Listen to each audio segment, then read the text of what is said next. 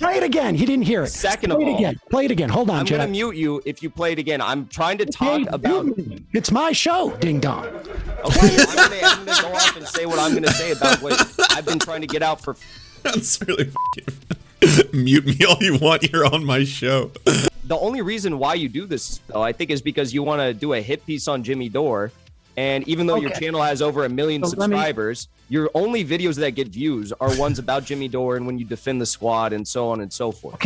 Okay, now we're getting petty. I wanna look that up. So Jimmy Dore unlocks Twisted Level Stupidity, had 39,000 views, but Fox News can't complain laughter. Sarah Palin has 50,000. Like, no, that's not true. Sure. Maybe listening to the people who used to be your viewers and used to be your fans like me should be something that you do in the future. Thank you for having me on the show. I appreciate the conversation. You're still a viewer, Jackson, as far as I sure can tell. Not only are you still a viewer, but you actually show it to the... So I guess, if I can summarize this whole debate, I guess it's like, never meet your heroes. That's it. Never meet your heroes, the debate.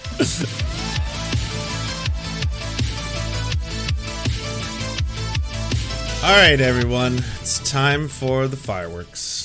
A break in format today. About 2 weeks ago, I think it was, I got IM'd. We take IMs every day, as you know.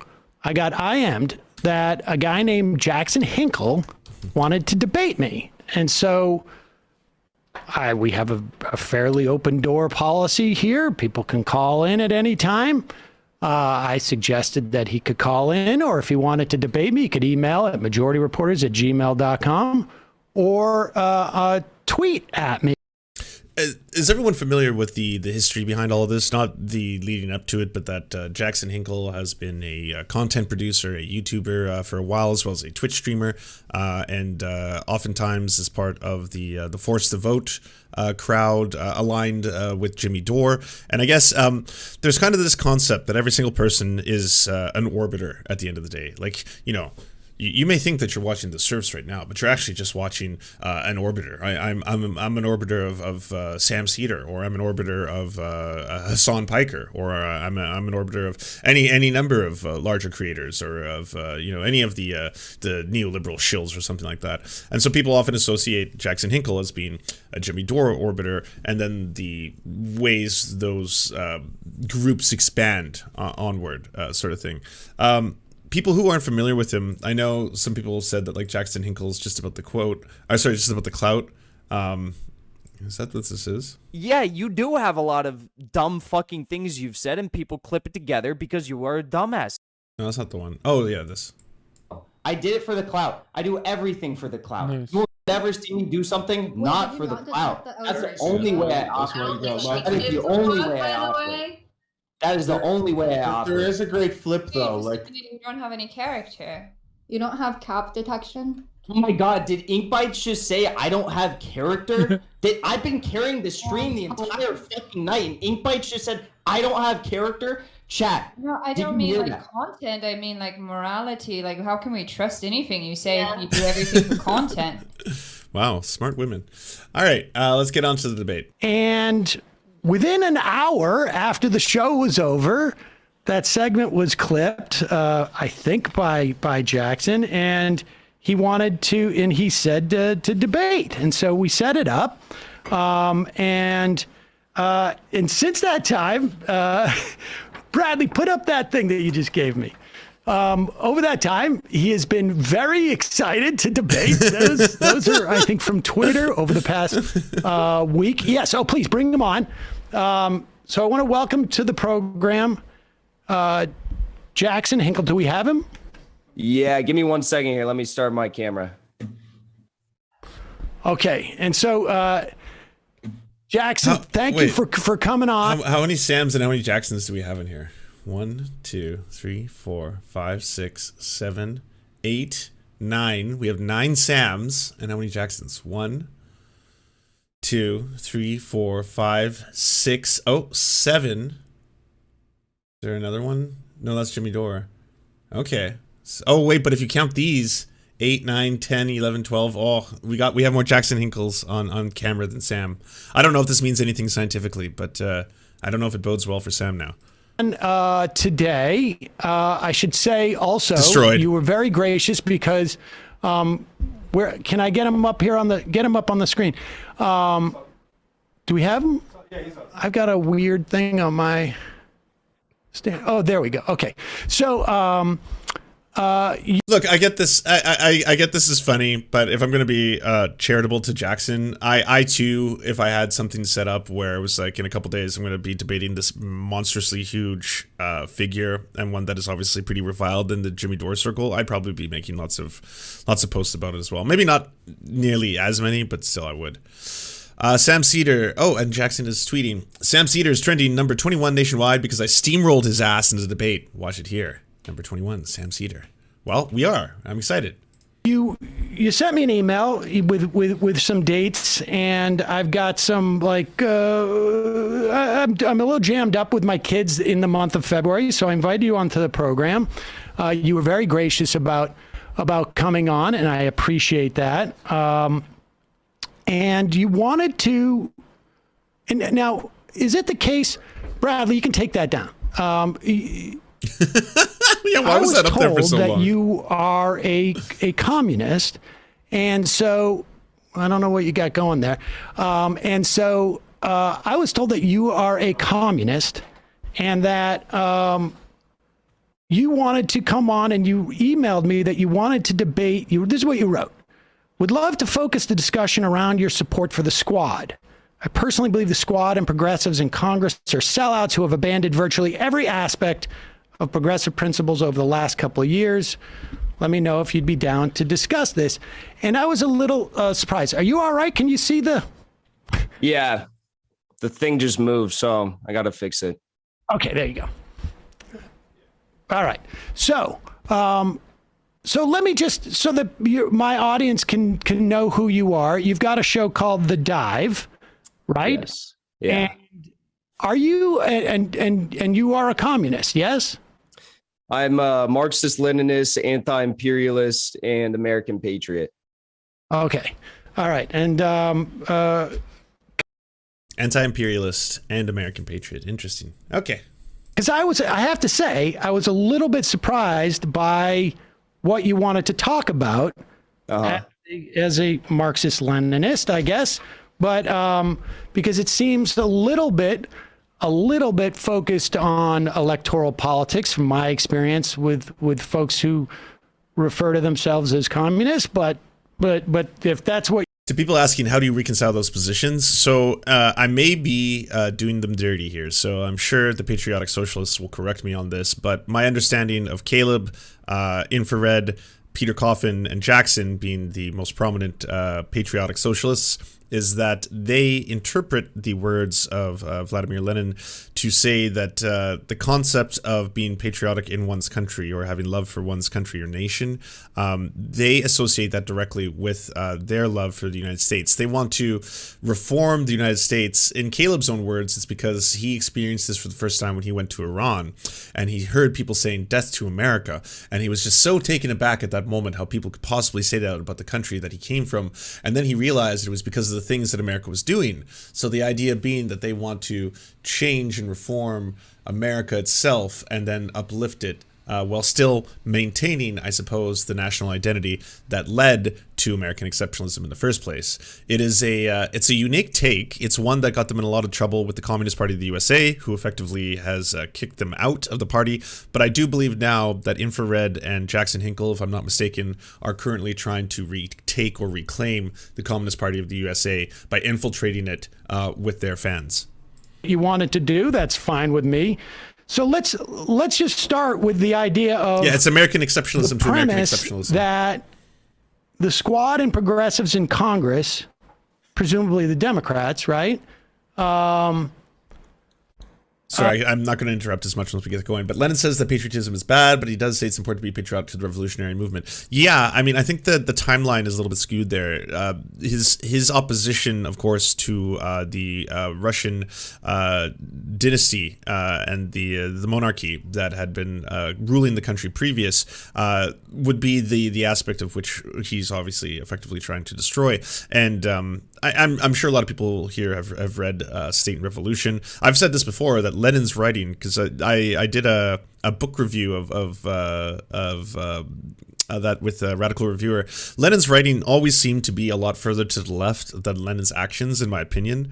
And of course, that's very difficult for anyone who's fucking as soft and as a professional streamer to say in the lens of history, being that, like, yeah, at the time you were in the midst of the second revolution itself. And yes, obviously your writing is going to try and appeal broadly to a more leftist movement than the actual actions of what you start implementing in terms of when the USSR itself was started to take shape. Anyways, sorry, I'll stop interrupting. Are sellouts? What do you mean by that? What I mean by that, and why I think they're not progressive, because that's the other big thing here, is I think that there's 3 or 4 major issues I have with them. Number one being that they could have blocked the passage of a large number of must-pass bills, and they chose not to. And if they had chosen to block those, I think they could have, leveraged their power for concessions, policy concessions. The second thing is I think that they have been directly voting for anti-progressive bills and measures. In some cases, they've even introduced these themselves. They've acted at the behest of the Democratic establishment on multiple occasions, giving their own, campaign funds to corporate Democrats.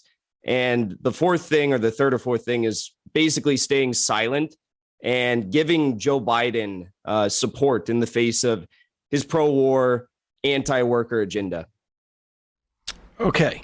So let me ask you this, because I'm trying to get at, we'll get to those, the specific things, but when you say sellout, this is the part that I'm unclear on.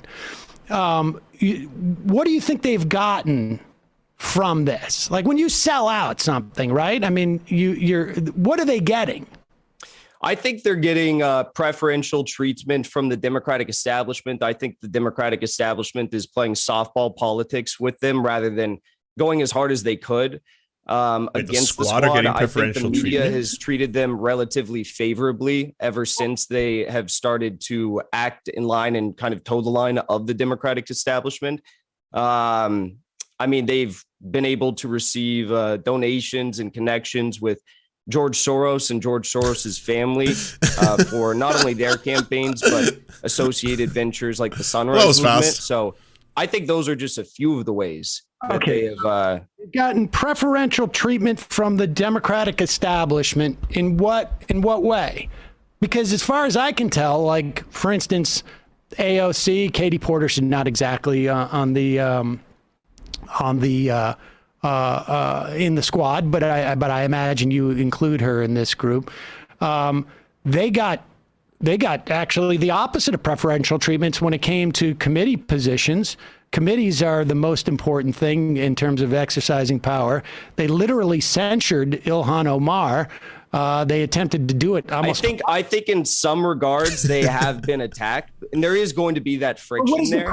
But in some ways, Sam, because you're trying to act like there's no ways that they've been treated preferentially. Just tell me. They were invited to create dialogue with the Biden administration on a whole host of policies and different policy arenas to influence the Biden agenda. Okay, so if he's talking about the meeting that was happening when the Biden administration was forming, that was mostly ceremonial. We can all tell at this point what actually took place there, right? Like, us progressives, I guess, were very excited because it was like, oh, they're actually bringing Bernie Sanders to the table, and it seems like this is some form of a concession. They're actually going to reach out to the other side of the aisle. I don't consider that preferential treatment. I consider that to be performative at best. Although I don't think they've really done that, with the exception of maybe climate change. They've also, Ilhan Omar, for example, she was made whip of the Congressional Progressive Caucus. We also have Ilhan Omar introducing bills that have already passed the House, thanks in part to, Nancy Pelosi's support. So there's a lot of ways in which they have received preferential treatment. But what I want to get at is what they have supported. Let me just, let's just have a dialogue here. You say they get preferential treatment. I'm trying to figure out what it is that they're sold out for. Like, what did they get paid in? And you said preferential treatment from the establishment. I listed things where they got the opposite, but you're telling me that Ilhan Omar is named the whip of the Congressional Progressive Caucus, and they had the opportunity to negotiate with the Biden administration. That's the preferential treatment they got over other members of Congress? Well, I mean, the de facto position for progressives would be for the Democratic establishment to roast them at the stake every single opportunity they get, because they're there to directly, supposedly, challenge the Democratic establishment, replace them with people who align with, whatever the squad is, the Justice Democrats were supposed to be. So, yes, I mean, that is the goal here.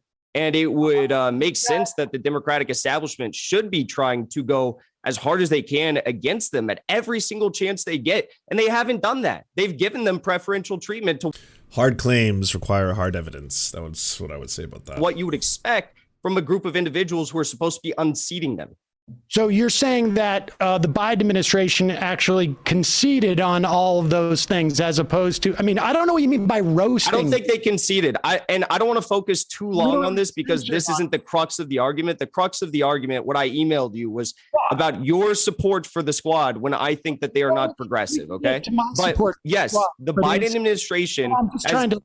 But listen, we're just going back and forth here. All right, you've made your assessment that they're getting preferential treatment because they're not being roasted by the establishment. And then you're saying that they're getting money from George Soros? Yes. In the form of giving it to the Sunrise Movement? No, Ilhan Omar received direct contributions. How much from George Soros? She received, let me pull it up here. She received between George Soros, Andrea Soros, and Alex Soros, she received $2,700, $5,600 in 2020, and then in 2018, $2,700 respectively. Okay. Mom, why can't I feel anything? Because you're my... I was like, wait, this isn't part of the debate. What is going on here? Oh, God. I realized she had received $2,700 in multiple years.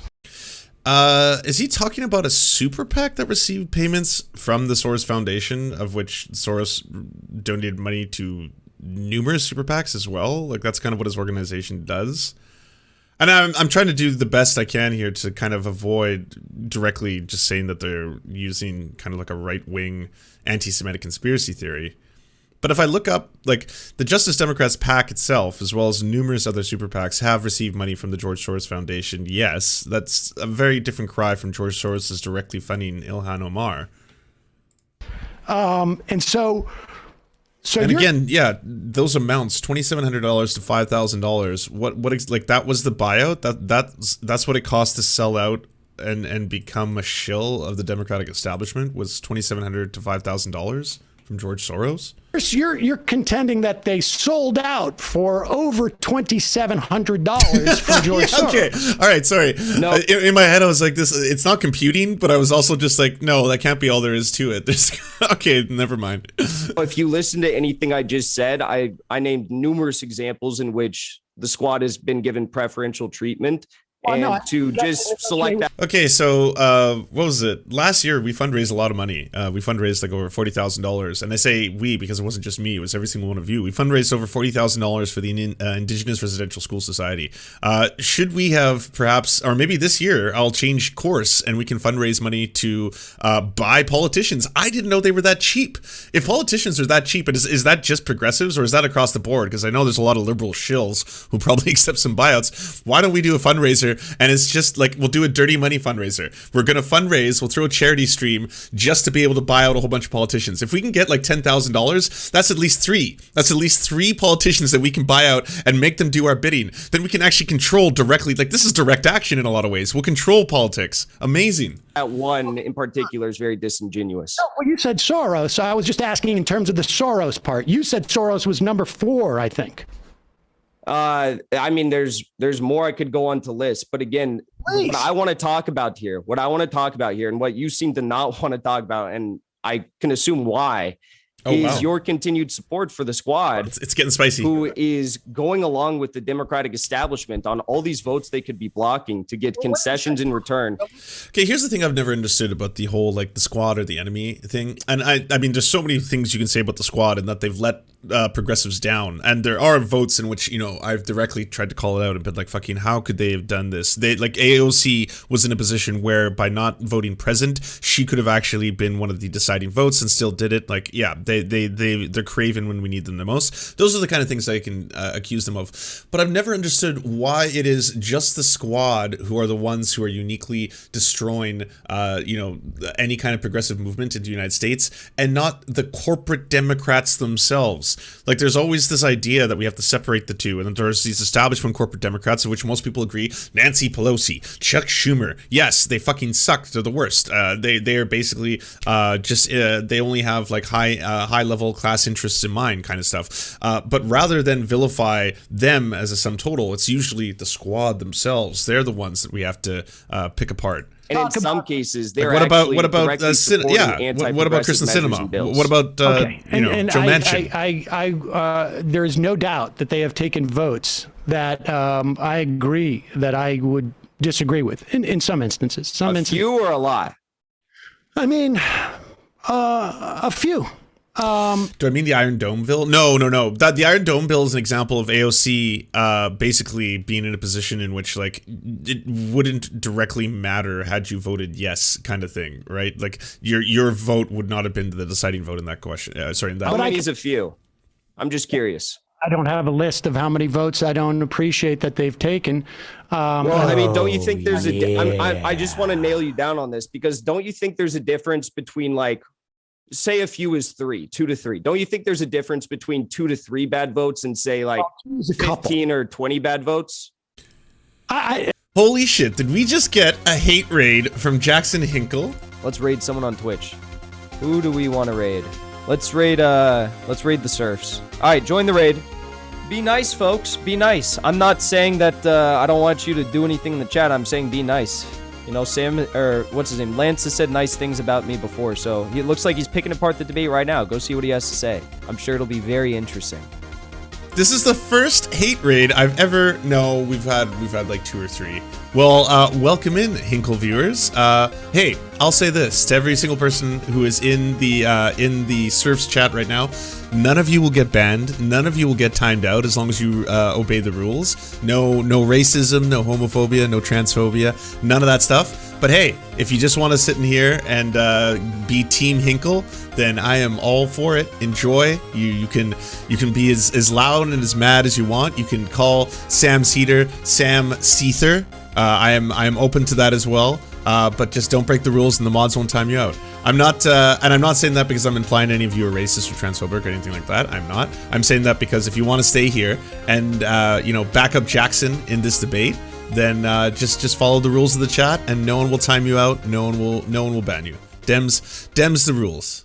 How many votes did they take in total? And I'll tell you that I would imagine there's probably 25. You can drop all the soy cedars you want. You can drop the cedar. What was the other one? There was another really good pun. Someone else. Sam Seether, was that it? There was some Sam Seethers. Soy cedar. Yeah, I guess I can't tell which one I like more. Either way, yeah. Enjoy. Enjoy.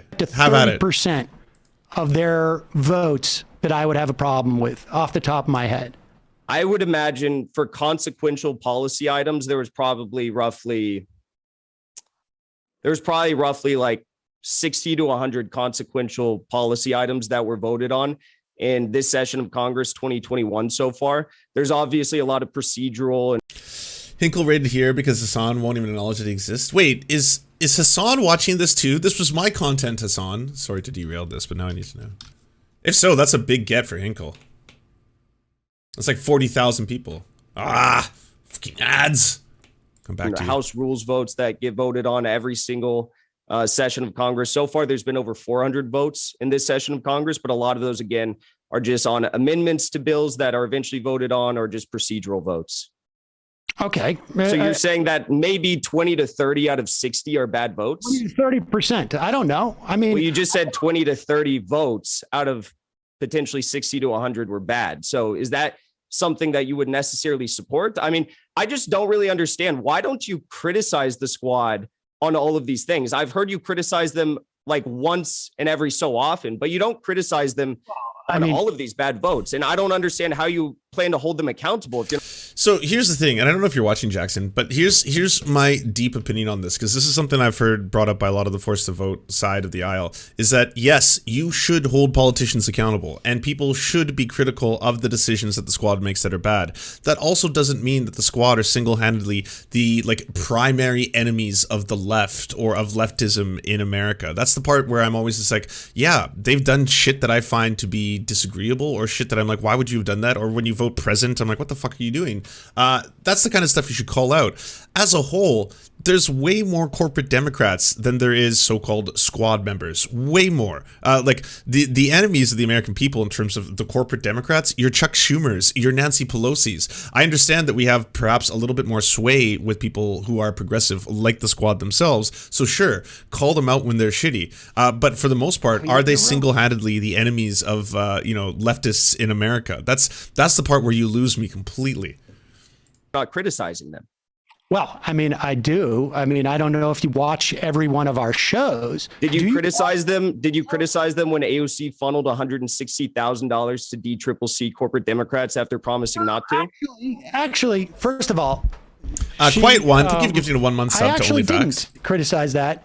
Why not? Actually, I'll tell you why. Because I think part of the strategy in which they deployed, and she said, we should say that she did these. Sorry, Hassan is watching Joe Rogan and Jordan Peterson interview. Oh, damn. Well, hey, you should at Hassan a link to the latest memes of production video. You know, there's a shameless plug, because that'll be some Joe Rogan. Like he probably hasn't seen the sex scene yet, has he? There's an actual spicy sex scene between Jordan Peterson and Joe Rogan. I don't think a lot of people caught. I did. I know what to look for. I look for the gay. Gay is good. In incremental ones, right? There was like 2,000s a pop, if I'm not mistaken, right? They were 5,000. Okay, 5,000. I think they. Okay, hold on. The difference between the squad and Nancy Pelosi is that Nancy Pelosi is consistent on what she does and what she campaigns on. Not true, okay? Nancy Pelosi, she's one of the people who will come forward and be like, yeah, you know what? I don't agree with the fact that we shouldn't have politicians be allowed to buy, stocks and bonds and publicly traded things, because at the end of the day, politicians should be allowed to participate in the free market. That's what free market capitalism is. And then the backlash, because obviously there's going to be a lot of backlash, because politicians should not be allowed to own and trade in public stocks, will force her to change her opinion. Whatever happened to student loan forgiveness? Remember when Nancy Pelosi was all about that back around election time? She's like, yes, we and Democrats are very for forgiving student loans of Americans. And all of a sudden they come to power. She's like, we just don't have the ability to do that. My hands are tied. There's no way. That's not an executive order the president can possibly sign. There's value in doing that, because I think that what politicians should do, broadly speaking, is go in and try and get legislation that is positive passed. And so if what positive legislation have they gotten passed by donating to those DCCC candidates? Well, the Build Back Better bill passed in the House. Did it pass in the Senate? No, but she didn't give to senators. So what legislation has the squad voted for? But that should be a point right there. And that's another criticism I have of people who are just like only anti-squad, is why aren't you anti-Joe Manchin and Kirsten Sinema? Like there is two very easy targets who are blocking progressive legislation. Like that should also be added to the, I don't know, to-do list is another thing. And it's also passed in the Senate that you think is good and directly a result of them donating $5,000 to DCCC candidates. Don't you also think, wait, Sam, don't you also think that given that AOC specifically said that she was not going to donate to them, that's a problem, that she then went out and donated to them? And this is before that. I think people could take issue with that. And this is before there's even a Democratic primary. So there was going to be progressive. And also, hello to all the Has fans. I see it. I see the face. It's a good face. It's good what? That is definitely... I'll give Has this, all right? For all our back and forths, that is a good what emote. And hello. Hello to all of you. Welcome in. Progressive challengers like Ava Patsova in Arizona's 1st district. Listen, I think people could take issue with that. So why did you not? We did talk about it. You just told me you didn't talk about it a minute ago. No. Yes, you did. I didn't spend as much time emphasizing it apparently as you want me to, but I've just you just told me a minute ago you didn't talk about it. What do you think about the fact that they voted to subsidize Cobra premiums for 6 months? I, in fact, talked about it with AOC, and I said that was garbage, and she said it was garbage. So you talked about it before she did it or after she did it? After she did it, she came on the show, and I literally said that was a garbage vote, and she said, yes, it's garbage. So did you press her as to why? I'm just curious. Yes. You should go back and watch it. What about when she voted to sanction Myanmar, Cambodia? I think we're getting some goalposts here, because like that should be like, hey, Jackson, you accused him of something, he rebutted, and then at that point it was like, okay, well, either I wasn't aware of that or let's move on to something else. Cambodia, and supported sanctions on Cuba, Venezuela, a handful of other countries she voted to sanction, and basically the entire global South. Yeah, I'm against sanctioning in particular the case of Venezuela. Okay. What about when she refused to speak out against Biden's airstrikes in Syria, Afghanistan, Somalia, or Iraq, many of which killed civilians? Maybe this is a disconnect. Maybe this is because these two worlds are always at, I'm talking about the Jimmy Dores versus the Majority Report kind of stuff, right? Maybe the disconnect is that you don't understand that, like, that is not stuff that Sam Seder supports. Like, going through this list, and I don't think it's stuff that most progressives support. Like, you are listing things that, yes, I think most people are like, why the fuck would AOC support that? Why the fuck would they try to do that? Like, yes, it just seems like you are furthering U.S. imperialism when you do those kind of decisions, but I don't think Sam Seder's on the other end of that argument. I don't remember if I said anything about AOC not. You didn't. I was watching your show at the time. I actually watch a lot of your show, but usually to criticize you. What about when she voted to increase the Capitol Police and Security budget to $1.9 billion increase? I didn't take issue with her specifically, but I said that vote was wrong. So I don't really care. Okay, Sam, there's one more thing I want to say here, because this kind of ties the whole argument together. There's a difference between saying that this vote is wrong and saying that not only is this vote wrong, but they could have leveraged the power that they had on these votes, because in the case of the Capitol Police and Security bill, they could have actually blocked the passage of that bill to get concessions in return. So why are you not saying that? Because you've actually gone out on the record previously, and you have said... Jackson, let's have a debate here, okay? You're listing off every single time I haven't criticized AOC over the past. Well, the question is why? Childish. Well, I've made it quite clear. I don't care. You don't care about what? Let me ask you this. You don't care about what? No. What don't you care about? What don't you care about? The increase in the Capitol Police, I don't think is that relevant. Why don't you think it's relevant? There was a leak yesterday from Capitol Police that shows that Capitol Police has intelligence units across the country that are creating dossiers on Congress people and their staffers. Okay, I'll for the first time, I'll disagree with Sam Seder there. I genuinely think that you should care about issues like that. I thought when he said I don't care, he was referencing the fact that he's just listing his like laundry list of all the times. I don't think that you were properly in the right condemnation of AOC. But yeah, that's the first point that I say I disagree with Sam Seder on. Don't care about that? I think that's a problem. That came out yesterday. Yes. The increase in the Capitol Police after they were overrun, you know what? I just don't think it's that big of a deal. What I think is a much bigger deal in my mind was the opportunity to raise millions of children out of poverty, which they're not going to be able to do, but because, like you say, because they let it lapse. No, they didn't let it lapse. The child tax credit, they let that lapse. And they could have potentially blocked that from lapsing had they leveraged their vote. What are you talking about? I'm talking about a number of votes. Do you understand the idea? Do you understand the idea of force? Okay, so just so we understand this, because I think we're going to be talking about 6 different things here. The original child tax credit that apparently cut child poverty in half, and that's what Kamala Harris loves talking about. Yeah, that had a 1-year what is it? It was only going to be in place for 1 year, at which point it would have to be extended. It was supposed to be extended in the Build Back Better bill. Of course, the Build Back Better bill effectively got shut down by Manchinima, effectively rendering that whole argument that Democrats like to use on a regular basis, which is that, like, you see Kamala Harris with Charlemagne the God being like, hey, at the end of the day, we cut child poverty in half. It's like, well, the best you can argue is you cut it in half for a year, at which point, we now have you doubled child poverty afterwards, because that would be the same argument. The month after December, one could then argue, well, now you've doubled child poverty because you've let that lapse. But that, again, is something that is being held up by two senators, not specifically AOC. The vote. Sam, do you understand the idea of force the vote? No, I don't. But let's just stay. What do you mean you don't understand the idea of force the vote? I'm Jackson. Do you think AOC is better than Joe Manchin? You don't understand the idea of force the vote?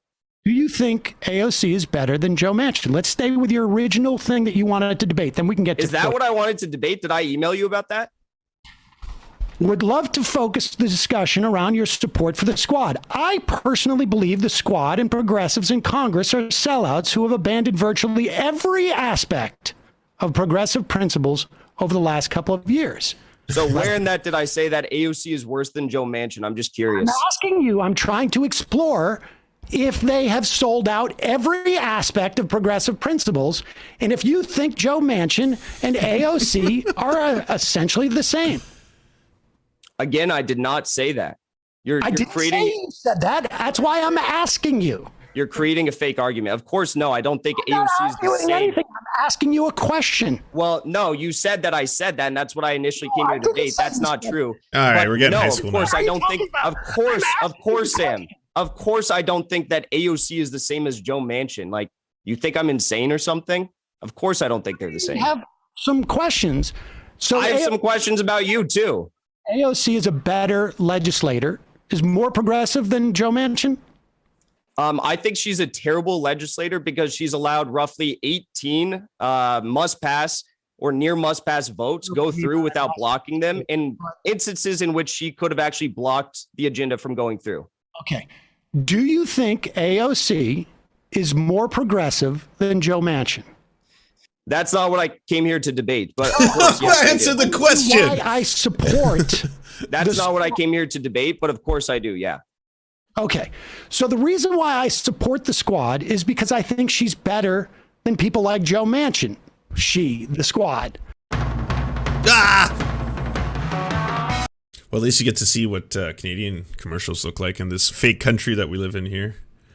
Yeah, this is Canada, eh? Yeah, we got TELUS. It's one of the three major corporations. My problem with that, Ilhan Omar and Rashida Tlaib and are better than Josh Gottheimer. So you're basically saying, well, AOC is better than the lowest bar we have in the Democratic Party, so that's why I support her. By that logic, do you support Nancy Pelosi because Nancy Pelosi is better than Joe Manchin? You know what? I don't support Nancy Pelosi because really? But she's better than Joe Manchin, so why don't you support her? Because she's not the best that we have in the Congress. Okay, so let's take a look at the best we have in the Congress. The best we have in the Congress are, according to your logic, the best we have in the Congress right now is the squad, right? And the most progressive, I'm putting that in quotes, members of the Congressional Progressive Caucus. Yes, exactly. So given the fact that this group of individuals, the squad, campaigned on fighting for a set agenda, and they have not fought for that agenda, and they have abandoned every single opportunity that they could have blocked must-pass bills through or must-pass votes like the speakership vote during the Force the Vote saga, they have chosen to pass the Democratic agenda instead of actually forcing through their agenda and getting small or large concessions in return. Okay. So why didn't you support Force the Vote? Oh, here we go. I'll talk to you about Force the Vote, but let's just stay on the topic that you wanted, and then I'll talk about Force the Vote. The reason why I support the most progressive members of the Democratic Party is because they're the most progressive members of the Democratic Party. Now, if you want to have a conversation that you think people should be voting for a third party instead of Democrats, I'll have that conversation too. But why wouldn't and unless you do want to have that conversation, why wouldn't I support the most progressive members of the Democratic Party, even if they are subpar to where I want them to be? I think that you need to hold them accountable, which is, I was a supporter of AOC. I donated to her. I'm curious what hold them accountable is, though, because there's two things. Just like, do you overwhelmingly just want to vilify them as being, the cause of blocking progressive agendas, which I don't think they single-handedly would be. Like, calling them out when they do shitty things. That's one aspect of it. Well, you know what? Maybe we'll get to that. I'll wait to hear this. Her little merchandise stuff. And even during Force the Vote, even during Force the Vote, I would always say, I hope she proves me wrong. I hope she fights for this agenda that I care about. And she never did. And the squad never did. And they have chosen to vote for the party line every single time and not fight for their agenda. I think Force the Vote's a terrible example if Jackson wants to use that as, reference to the fact that the squad isn't being held up to their standards. Force the Vote wasn't something that any of the squad ran on. There wasn't like, hey, when we get into power, we're going to get to this opportunity where whenever Nancy Pelosi wants to be reinstated, we're actually going to hold that at bay and then force our agenda through. That was something that came about because originally Jimmy Dore suggested it. It caught a lot of fire and traction online, and then a whole bunch of people were talking about it. That's where that came from. So I would say that argument, if you want to bring forward that they're not like living up to the standards of which they were elected on, you could call them out for other things outside of Force the Vote. You feel scorned by them, but you still think they're the most progressive members of Congress, correct? That's not a high bar. I hold them to what they... No, Sam, listen, don't interrupt. I was about to answer your question and you interrupted me. I was about to answer your question and you interrupted me. Okay. I hold them to the bar that they ran on while, campaigning for Congress. That bar is saying stuff like, I'm going to fight for Medicare for all. We can't wait 100 more years. We need to fight for it right now. Saying stuff like, I don't care if I'm a one-term congressperson. AOC said this. I don't care if I'm a one-term congressperson. I'm going to fight for my agenda or essentially go down trying. That's what I hold them to. Okay. Why don't you? I have issues with votes that they have taken at times. They are the most progressive members of the Democratic Party. And until there's more progressive, people who are more progressive than them, they're the best we have. I don't get attached to politicians like you seem to have felt like you're scorned by them in some way. And I just don't care. I don't think politicians have principles. I think they go in and they get the best that they can do. Sometimes I think that they make mistakes because they're not smart. Sometimes I think some of them are just completely sold out. I think there's a lot of sellouts in Congress. In fact, Ilhan Omar was on the program last week, and she specifically said there's a lot of people who came in progressive who are corporatists now. And I don't know who exactly she meant. I have some ideas. I suspect Nancy Pelosi was one of them. And so I don't get attached in the way you do. So your notion of my support for them, I didn't donate to AOC. I didn't get as attached to them as you did. I take them. They are politicians. I look for the most progressive politicians who are in a position to either win or to implement policy. And yes, they have largely failed. Joe Biden has failed. The Senate has failed. The Senate leadership has failed. I think Pelosi failed. I think it was a mistake for them to vote for the bipartisan infrastructure bill. The Progressive Caucus has failed. In fact, I think that, one of the things that I am hoping, and, to the extent that I can pressure, there's only so much pressure I can bring to bear on politicians. But one of the things I am hoping that they do is that they actually implement some voting requirements, some litmus tests to be a Progressive Caucus member. I think that's a great idea. But Sam, first of all, you just said a lot there. So that idea? You know who brought up that idea on this program? I have brought up that you've brought that idea up on this program. I brought it up on my program as well. I know you've said that up on this program. You said it during your first Force the Vote video. Actually, you said that maybe it's time that we tell members of the CPC that they should have to support a vote on Medicare for all on the House floor if they want to be a part of it. I think that's a great idea. I just wish you would continue holding them accountable like you did then. Anyways, but You said that I'm How did I hold them accountable then? Sam, I just let you talk for so long. How did I hold them accountable then? You want to go into this? Jackson, what do you think is going on here? You held them accountable back then by going out on your program and saying stuff like honestly, stuff like is influencing them. We could push House progressive members to leverage their votes. It is worth it right now, tweeting at some of the top progressives, people who are supported by the Justice Democrats in the squad. The more of a stink we make, the easier it is for progressives to leverage it because they can simply say, look, I have my own pressures. So I think it's a good idea to do this, to force this vote. Yeah. So why did you not say that or make a stink about this during the vote on the adoption of House rules or the congressional budget or the American Rescue Plan Act or the For the People Act or increasing the Capitol Police and Security budget or the 12% increase in the State Department and USA? No, I'm not done. 12% increase in the State Department and USAID funding that they all voted for. The Legislative Appropriations Act, Combating International Islamophobia Act, all of these things, the Infrastructure Act, increasing government funding, all of these things, Sam, I'm done, but let me just finish. I let you talk for so long and I don't interrupt you. I just expect a little bit of respect in return. All of these things were passed by a margin of roughly 6 to 10 votes in the House. These are all things that the progressives could have banded together, or in some cases banded together to stop and get concessions in return. Sam, please stop interrupting me. No. Stop interrupting me. Jackson. No, but because he's stating that this is a straw man. Like, Sam Seder didn't support those things. You listed off a bunch of votes that you presume I'm against. No. I have a problem with the State Department getting more funding. No, you don't have a problem with that? With the State Department getting funding? No. A 12% increase. I mean, a 12% increase, 11% increase, 13% increase. You don't have a problem with the State Department, who is, leading coups across this world, who is launching hybrid warfare through the National Endowment for Democracy. I guess maybe that's where the Sam Seder, that's probably where I guess people who are further on the left take the biggest, what would you say, pivot, like as in the two roads between Sam Seder, because I definitely would be against increasing state funding. Democracy in countries all across this world, like Venezuela, like you just mentioned, that you said you had a problem with warmongering and sanctions on Venezuela. But I think he's correlating that funding measure directly with maybe the military-industrial complex. Don't have a problem with the 12% increase to the State Department when they could be getting concessions for progressive policies in return.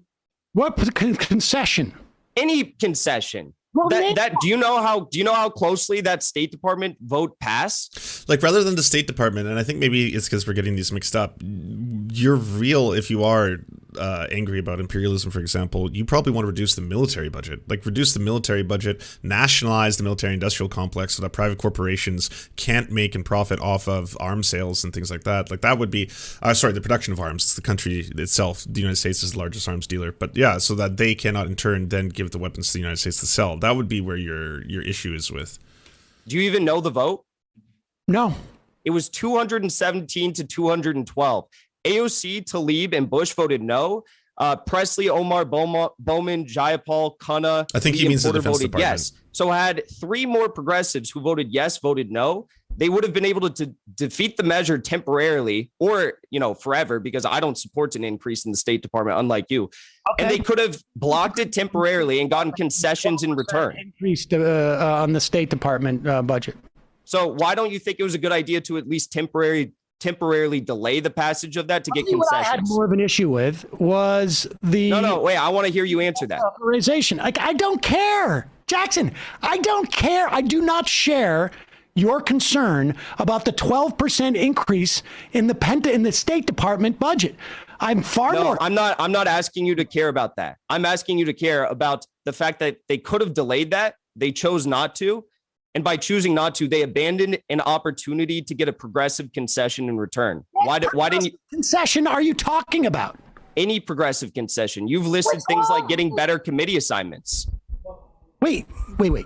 So you think they're going to get a better committee assignment if they hold up the vote on a State Department budget?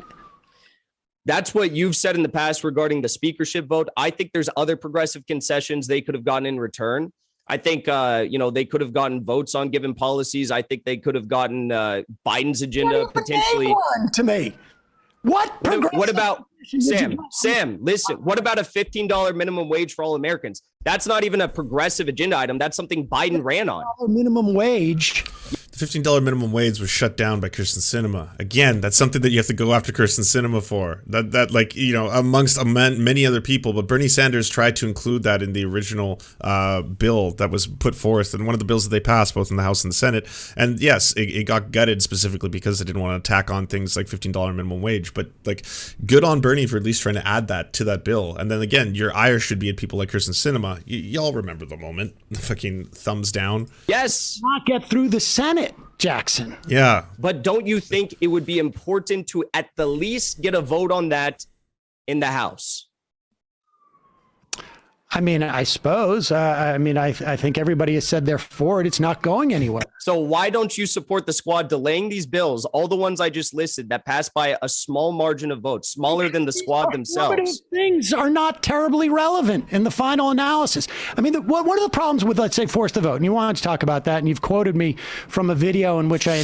So this Serf guy doesn't understand leverage either. Oh God, Rizu, we're gonna go through this again. My problem with the force the vote narrative, specifically when it came to like holding Nancy Pelosi, which yes, I am no fan of, fuck Nancy Pelosi, but holding, confirming Nancy Pelosi at bay was because they wanted to do it not because they knew that it would actually put forward Medicare for all and that would be something that would pass. They were aware that it would get passed, but because it would put everyone and make everyone accountable. That was the entire purpose, right? Let's use our leverage. Let's force the vote, get them to vote upon this measure so that we can have names and lists on people who do or do not support this. Not that it's going to suddenly pass through the House and then through the Senate, right? We have to remember that these are different branches. And ultimately, yeah, I am of the mind that if it's simply going to be for a performative aspect rather than actually accomplish what everyone wants. Like everyone at the end of the day, regardless of where you're coming at this, and I'm coming at this from as a foreign dignitary, okay? As someone who wants Americans to have a public option, who wants Americans to have a public healthcare option, who wants Americans to have either that or Medicare for all. In the site chat. Let's make some morally obligated vegans. Thank you, Vulpes, for the 5 gifted subs. I appreciate that. Everyone who just got a sub from Vulpes, please give him a big thank you. But anyways, if you're going to do something like that specifically because it is something that you want to make everyone be accountable for, and at the same time, acknowledging, as most force the vote people did, that it is going to be performative ultimately, it's not going to directly accomplish Medicare for all. It wasn't a Medicare for all button. You are using what little power you have to leverage in that case. I don't think that is the be-all, end-all battle. That's not that one moment where they were like, based on this, we are now going to be able to achieve exactly what they want. Like, you do have to leverage your power when you can utilize it and use it for something in which you are going to get direct returns on what you're trying to achieve. That would be my point on that. Initially talked about force the vote. Do we have that video? Play that video. Play a clip of that video, and I'm gonna tell you like what exactly what happened with force. You need to look at the video to remember what you said. It was a year ago, Jackson. I guess your opinions have shifted a lot since then. Well, I've also done 300 shows since then. All right, here's the here's the can I say this? Is it a bad thing if your opinions change as a person? I think that's kind of like, that's a good thing. I would rather people get new information in, and then they, based on that information, are capable of being like, all right, yes, I think this was either right or wrong. My only caveat about this is that I don't know how well it's going to do in a vote. I think it's going to get the majority of Democrats, I would imagine, if it was to take the vote taken. But it's also like, is that the best ask? Mm-hmm. Is it better ask? We want more progressives on this committee, or we want more progressives on that committee. But at the time, for the time being, and I need to read more into it, but I think the idea is that it is worth right now. I think this is one of those few places like where Twitter actually means something. All right. So now, Jackson, let me tell you what happened after that. I'm sorry, you guys are never going to get any real change if you're not willing to stand your ground. You're not also going to get any real change if you throw all your chips into the idea that the political system in and of itself is going to save you. Like, it has to be a combination of things. Like, anyone who's a leftist will constantly tell you it has to be, you have to engage in direct action. You have to engage in mutual aid. You have to engage in things that are directly going to help people's material conditions in the real world, while at the same time, yes, trying to get as many lefties in positions of power, and not just in positions of power as in like the sexy ones, which is like, you know, the House and the Senate and stuff like that, but in local politics, thinking small and then working outward through there. It's not simply like, if it was only for force the vote, if we only could have achieved that, if they only had leveraged their power in that one moment, everything would have been unlocked. Like, I don't understand why the squad doesn't push the communism button. They have the opportunity to every day, and they stare at it, but they still don't do that. Can you hear me? My camera. Beer bash, Jocelyn. Thank you. You can hear me though. Yeah, we can hear you. Okay. So let me tell you what happened at that point. I was talking to some people, and nobody in a congressional thing, but activists on this, and people who were involved in Medicare for All were like, it's going to be bad. We're going to lose 300 plus to 100. It's going to be bad for Medicare for All. And I was like, well, at this point, it's quite clear that the campaign for force the vote had already basically taken off. And at that point, do we just sure, Sam, I'm not opposed No, I'm to still it. here. My camera just went out. I don't know what happened. Is that on your end? Because I could actually see me in your camera. Yeah, no, it must be his. It's We're on getting my technical end. difficulties right now. Anyways, all right. So, and at that point, I realized, like, okay, well, I'm not going to stay in the way of this thing, because let 1,000 flowers bloom was my feeling. It was a dumb ask to have a vote. I'm now watching myself 4 times 4. It was a dumb ask, in my opinion, to have a vote for something that was going to lose. And I think that we definitely saw the failure, even if it had won. I think it would, and it wouldn't have gone anywhere in the Senate. But for it to lose so badly would have been a dumb thing to do. And then all of a sudden it became this sort of litmus test. If the squad is not using this to do a dumb performative act, then they're sellouts. And that was the only time that I actually even started to speak out. We got Sam versus Sam. I don't know what's happening right now. Out against the force of the vote. I'm not even sure if I did, maybe we talked about it once at that point. And the next time I talked about it was on a show I was invited on, which at the time I was invited on was called... Okay, Zitrus. The last time universal healthcare was defeated in Congress, people stopped talking about the policy for 20 years. Again, if the only way you're looking at this is the only way to achieve any kind of either public healthcare option or Medicare for all is going to be that we achieve it through either a force the vote scenario or something that is going to happen immediately on the federal level and work down, I don't think you're thinking small enough. And I mean that. I know that sounds like a weird thing to say, but there are states that are working right now and people in those states that are fighting for medical programs that are going to be at the state level that are going to be similar to Medicare for all programs. People who are engaged in those battles, and you could start it in your state if it's not exactly one that has a ground root swell, are trying to achieve the same thing, but not doing it at that level. They're not only doing it at the federal level. The whole idea in politics that we have to put all our chips into, and this is the same thing with the made-up country of Canada, by the way. A lot of people get into this concept where we will only achieve what we want as leftists if we can get a whole bunch of people who represent us into this section of parliament. They're then going to pass a bunch of laws, and then boom, we're going to unlock it.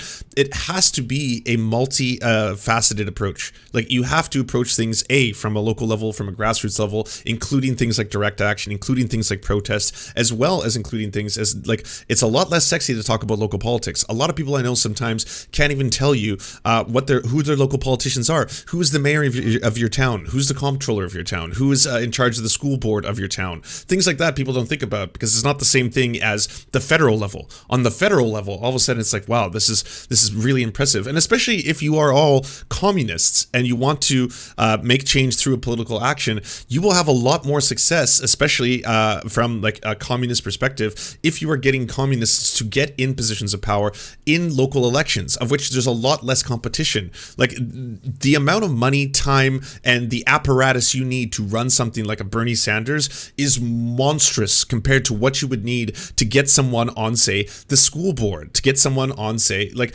your local government. And again, it's not something that people talk about, especially even as a broadcaster, because it's not as interesting, it's not as sexy. It's a lot like, and I am as guilty of this as anyone else. It's a lot more impassioned, like not even passionate. It's a lot more energizing to have someone like Bernie Sanders and just see the groundswell that creates, even as a non-American, even watching it from the sidelines. Like, I volunteered for the Bernie Sanders campaign. I fucking, me and a handful of people made a mobile game to try and fundraise for that, because you were just like, wow, if change can happen here, it can happen anywhere. And if they can input someone who's going to be like a social democrat in the United States, then we can grow from there. Then that's like one step further towards unlocking all these achievements on our path towards communism, whatever it is, right? But like, doing that makes us forget sometimes about how important it is to also concentrate on local politics, or even outside of local politics. Like, when people say mutual aid, they usually think of things like, oh, well, what do you mean? Are you basically running a charity stream? Are you going to fundraise like $10,000 for a cause? No, that's giving $10,000 to an NGO. I'm talking about making people less reliant on the systems that have failed them. So there's a lot of content producers who are like, you know, full-blown anarcho-communists or anarchists, what's his name? Aaron of Education, for example. He works locally to build fridges in his area that are going to have food and fresh food supplies for people who can't afford food. That sounds like he's just doing charity work. He's not. He's trying to make people less resilient on systems that have failed them. This can also help, by the way, if you have people who need to unionize. You've got a whole bunch of workers who want to unionize. They're going to need a lot of things. They're not going to get money, so they're going to need money in some form. They're going to need fundraising for that. They may need food because they're going to need to feed their families. Stuff like that will actually help, like, you know, the material conditions of workers who are trying to unionize. So that is like one aspect that you have to approach this all from. Not just, will the squad force the vote, and is the force the vote going to achieve and unlock the things that I wanted to do? Was it like force the vote to bed? I think it was. By the time I ended that show, it had been a debate, but that was weeks after it had failed. So the reason why I didn't hold them to getting committee positions with that vote at that point was because the whole thing had taken off as Medicare for all, and had become, you know, someone's sort of pet project to make it about some type of litmus test for the squad to push for Medicare for all, which I thought was a really bad idea. All right. Well, you know what's interesting about that putting force the vote to bed debate? I don't know if you still believe this, but one of the reasons you put forward for not supporting force the vote was, you said, let's say Nancy Pelosi says, fine, don't vote for me. The Dems lose the speakership because you're not going to get that 218 people to coalesce around another person. You're going to end up getting McCarthy. Do you still believe the lie that Kevin McCarthy would have become Speaker of the House if we tried to force the vote? I have no idea what would have happened, to be totally honest with you, because there was no other candidate to run for Speaker of the House. But you do understand it would have taken Democrats voting for Kevin McCarthy, or a large number of people abstaining from voting altogether, rather than voting for someone else, to end up with Kevin McCarthy as Speaker? Well, I don't know. Let's say they held out. What happens on day 2 or 3? You keep taking more rounds of voting. Do people abstain? No, you keep taking more rounds. How do you know? How do you know Josh Gottheimer doesn't abstain? How do you know Henry Cuellar? There's historical precedent for this. Well, you know, there's historical precedent for what? Henry Cuellar? For a House speakership vote that went 12. By the way, total sidebar. If people don't know about this, if you go to medicareforallresolutions.org, you can check a map and they will tell you areas where they're trying to pass and or they're working on Medicare for all resolutions locally at the state level, all across the board. I'll share the link in the description. But again, this is one of those things where people often think like the only way you're ever going to achieve Medicare for all in the United States is if it's achieved on the federal level and then it's implemented within every single state. Whereas there's a lot of ground battles that are being done for people trying to throw events, trying to organize, and trying to pass resolutions in which they've had some success at the state level. So you can't always only look at this from a force the vote. Like if only they would do this one thing, then it would be achieved. And if politicians, and you genuinely believe politicians are failing you, because they do. Politicians are for the most part pretty shitty. Then again, start working on a grassroots, smaller level, and work up from there.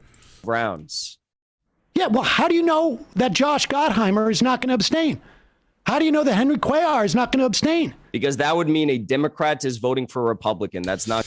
Do you know if anything like this exists in Canada for things like pharmacare or dental? Yes, there is. Well, I mean, the closest thing for the pharmacare battle in Canada was being led by the NDP, and still is. I mean, for all the shit I talk about them, they are the only ones who are still talking about implementing pharmacare and dental care and trying to add it to the Canadian public healthcare system. So outside of that, like, again, because the NDP aren't succeeding at it, every time they brought it up for a vote, the Liberals have shut it down, or the Conservatives obviously don't want any part in it because they'd like to privatize healthcare entirely. It's something that you do need to get active at a smaller level. Not going to happen. Have you seen Henry Cuellar's voting record? I have, and I've seen AOC's, which falls pretty much all in line with Nancy Pelosi's too. Right. Well, Henry Cuellar's doesn't. The fact of the matter is they were not going to vote for a Republican. The Democratic establishment sure would not about have allowed that? that to happen. And the fact that you're who's thinking not gonna that let there's that some happen? sort of What? the fact that you're thinking that there's some sort of practicality in this argument that Henry Cuellar or Gottheimer would have voted for Kevin McCarthy as speaker is actually insane. Like, that's actually insane. Okay. So if you understand, though, the principle behind force the vote, and maybe you have problems with the Medicare, I had a problem with the ask. Jesus Christ, Sam, let me principle. finish I understand before the you interrupt me. Leverage. I know my camera's not on, it broke, but like, let me at least finish what I'm saying. Okay. If you understand that force the vote is a strategy that could be carried out, and you've said this in the past, you just think maybe Medicare for all wasn't the best ask, or the speakership vote was too risky because you don't understand how a speakership vote works, then why didn't you support forcing the vote on any of the other policies I listed, or criticize the squad for not forcing the vote on those policies? Okay. Let's not use the word force the vote, because What do you want to call it? Why didn't they use their leverage?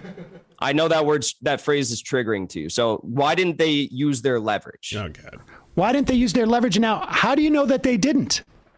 Because they voted for these bills without getting concessions in return. How do you know?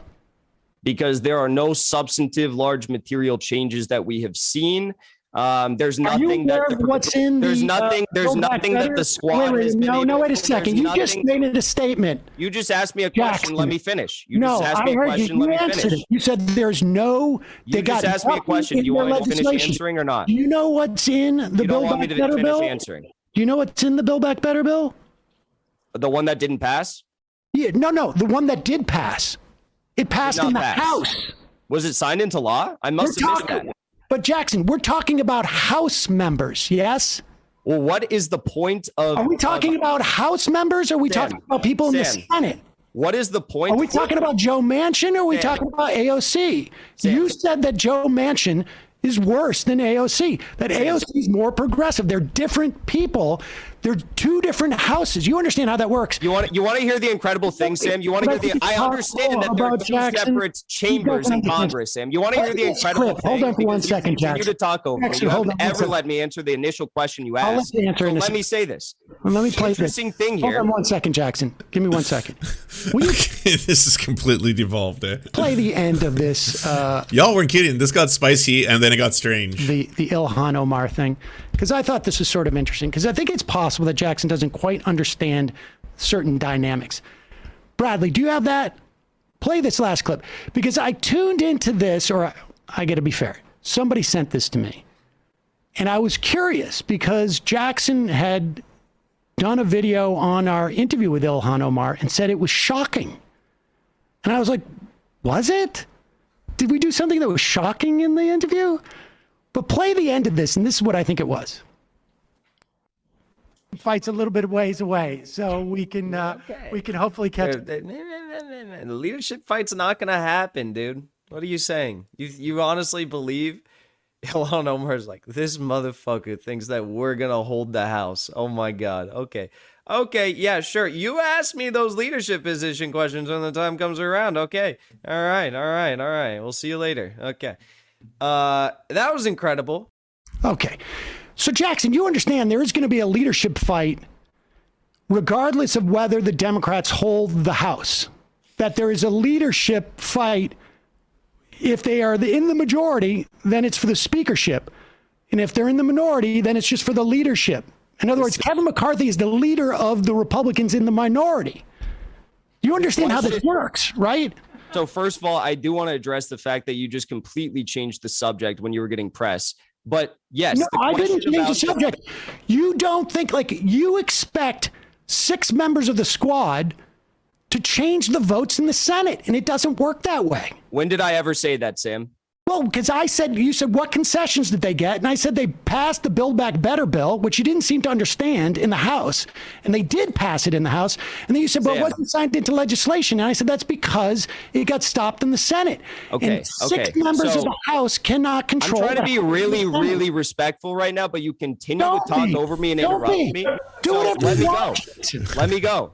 So when you talk about speakership votes, that implies that there's going to be a Democratic majority. I spoke about leadership votes. Second of all, leadership votes. Second of all, play it again. He didn't hear it. Second of all, play it again. Hold on, I'm going to mute you if you play it again. I'm trying to talk about. It's my show, ding dong. Okay, I'm going to go off and say what I'm going to say about what I've been trying to get out for 5 minutes now. But you can do it again. But you just misspoke. You said I said speakership, and I said leadership. So let's play it again. I think that even if the end of that conversation, the end of the conversation was about leadership, and it was, do you think that? Okay, that's really funny. That's really fucking funny. Mute me all you want. You're on my show. It's not gonna happen, dude. What are you saying? You honestly believe?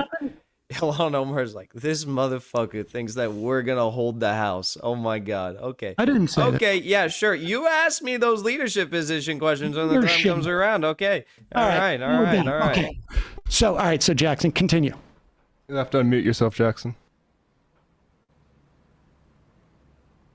Is he still muted? He may not come back. Oh, am I still on his screen? Yeah, you are. Okay. To number, what's this one? What Sam should do here is just write a note or write something on a piece of paper and then hold it up. That would have been the best way to end the stun lock. Do this one. Put that up. See if that gets him to come back. This is a this is the thing. Is sometimes I think Jackson's maybe not as necessarily as truthful. He says lies. Okay, all right, hold on. This is classic debate bro tactics, Sam. And I gotta say, it's shady. All right, I don't know if I can support this. Comedic, yes, absolutely hilarious. But I don't know. I don't know if this has anything to do with the topic at hand. What's going on here? This is definitely shady debate bro tactics. My parents told me when I was little. This is just from like I guess it's from a year ago. Santa is real. The tooth fairy leaves money under your pillow. The United States military is fighting wars to defend our country. And then his dad responded. This is the only way that I knew him before this whole thing. I'm Santa. You never complained when you got the gifts. Yes, we were such assholes sneaking you money under your pillow. Never once did your mother and I tell you the military is fighting wars to defend our country. That's a bold-faced lie on your part. Did Jackson leave? Yeah, he's gone. All right. That's too bad. Because I wanted to ask you about that. Wait, that's how it is. After all that, Sam, goddamn, he brought out the debate bro in you. You went for the fucking. You went for the parent tweets. Hey, as a parent, I want to know if that's actually. There's more. He comes back. Hell yeah. Or if that Hell yeah. Because I feel like I would do that to my kids at one point. But all right, let's take a break, and we'll come back and wrap up the show, and maybe Emma's just come back in so we can do this show. I don't think he wants to come back. No, I think that. Well, I mean, I think we'll put it down to the technical confusion that he had going on there. Yeah. Maybe it was difficult to unmute. But yeah, I think we got all the points covered. I think so. We didn't get to the squad is the spear point of fascism in the I don't United know. States, but maybe I can. Do you want to give him Wallace. that opportunity to say that? Killian, We should sorry. allow. Let's play that. Yeah. Well, which part? Do we have the squad is the fascism? Yeah.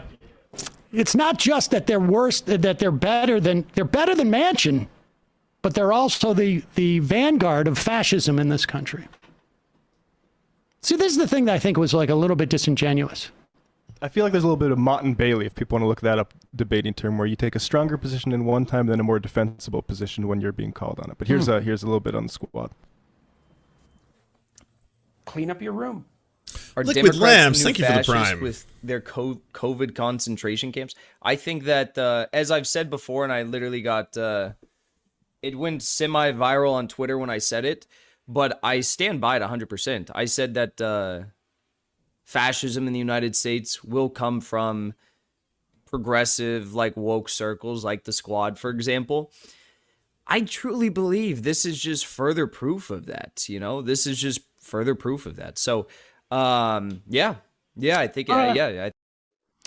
So it's not just that they didn't leverage their vote to get progressive concessions when there was a 12% increase in the State Department budget.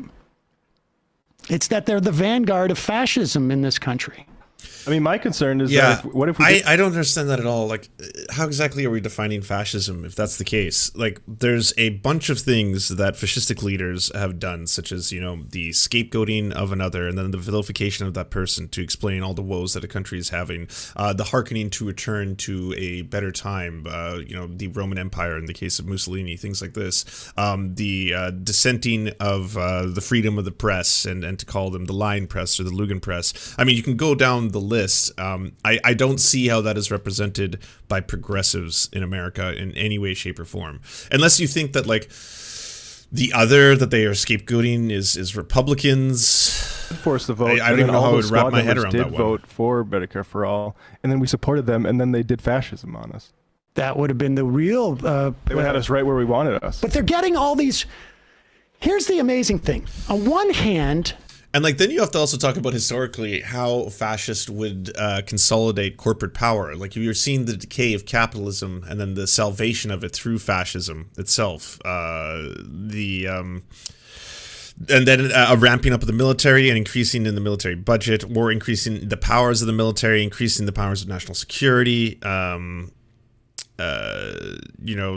The co-opting of religions by the regime itself, the euphemistic language, stuff like that.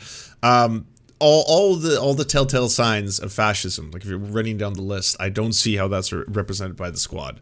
Like I think there's a problem. Like Nico House will say that Joe Biden is a fascist and the Democratic is the fascist party. Like Republicans like to say that a lot of these words no longer have meaning, and if you keep using them to represent things that aren't exactly fascistic, they're getting this preferential treatment where they're allowed to negotiate with Biden, but on the other hand, they're not leveraging their votes. Yeah. Now, presumably, they would leverage their votes to get negotiations with Biden.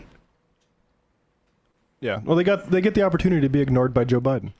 But I don't understand how you're supposed to leverage to get something, and that's different than getting preferential treatment from them.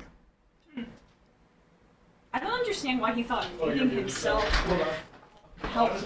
He's coming back? Oh. Emma's back. Oh, I'm back. Yeah, sorry, back. oh damn, we have a Caleb Maupin. Kudos. I'm sorry. Kudos to Jackson Hinkle. All right, for doing his homework. Sam Seder had no idea what he was walking into. Seder wanted to have a philosophical wank. All right. Jackson gave him a trial lawyer prosecution. Oh, my mic was off? Narcophil, yes. It is a disingenuous title. It is what some people may call poisoning of the well. It is bad faith. It is clickbait. It is all of the above. But I'm self-aware enough to realize that I was doing that at the time. It's because it's Wednesday. It's Hump Day. We're having fun. I was very excited that this debate took place. I've been thoroughly entertained. I mean, come on, gladiator rules. Are you not entertained? Are you not? Are you not? All of you are pretty entertained. I gotta I gotta be honest here. You're entertained. Why did he think muting himself would mute you? No, I muted him because he was talking over the clip. Oh. And he wasn't able to Unmute himself. Unmute himself. Gotcha. Oh, you? Cyrus asks, are you guys also Vosh fans? Man, Cyrus, you will lose your shit anytime you're in the Serfs chat, like the classic one, and I play a Vosh clip. There's nothing that divides the people who watch me more in 50-50 than playing Vosh. Half the people will be Vosh bad, the other half will be Vosh rad. It is like, it's the weirdest combination. But again, I allow, and I'm very open to dissenting opinions. I like people in chat, disagreeing with each other. As long as they follow chat rules, that's always been my thing. As long as you're not going to be like racist, transphobic, homophobic, any of the above, you're welcome to call me a soy cuckface, and you're more than welcome to say Vosh bad or Vosh rad. Either one. Muted him. I thought he unmuted. I thought he muted over him. his clip.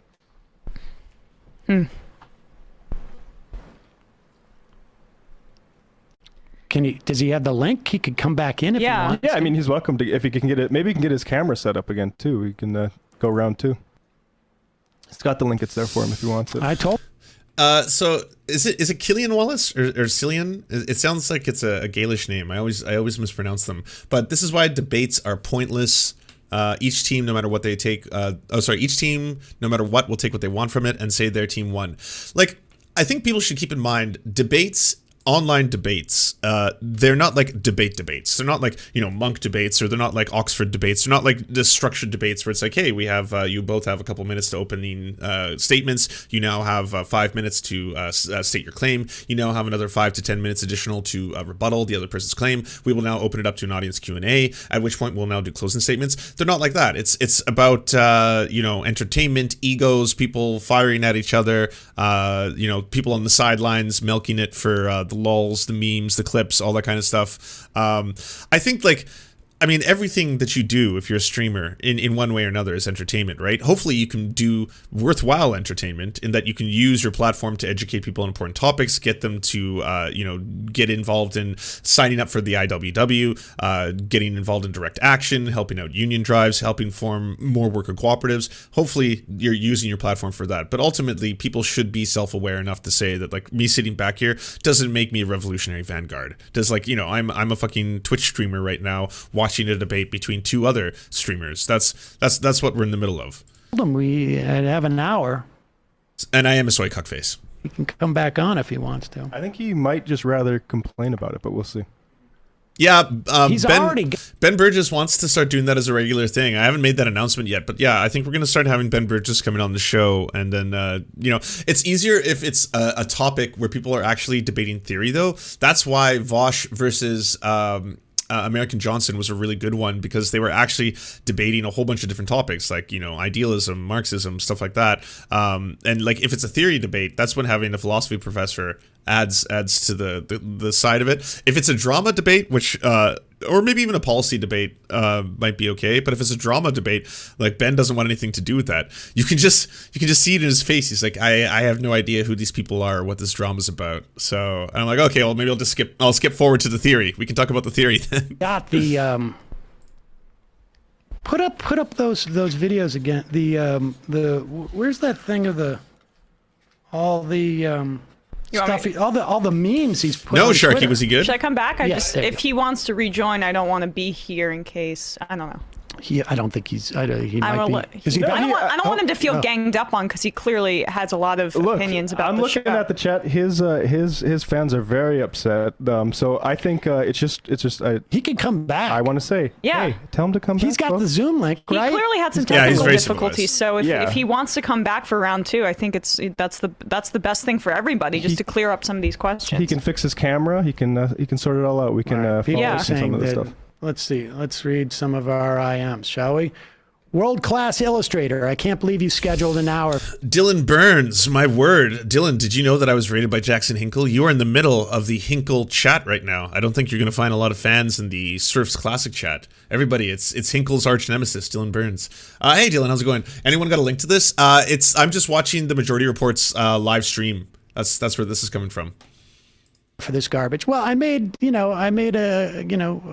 He was. Yeah, it's about an hour in. He was nice about Dylan, to the actual stream. Oh, he's back. Okay. He's back. Okay, good. Cool.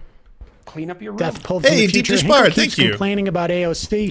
I bring and the content. one example he gave, AOC voted Good. the right way. Can The you math hear me? is to- and not I'll jump off so you guys Yes. can be on mano a mano.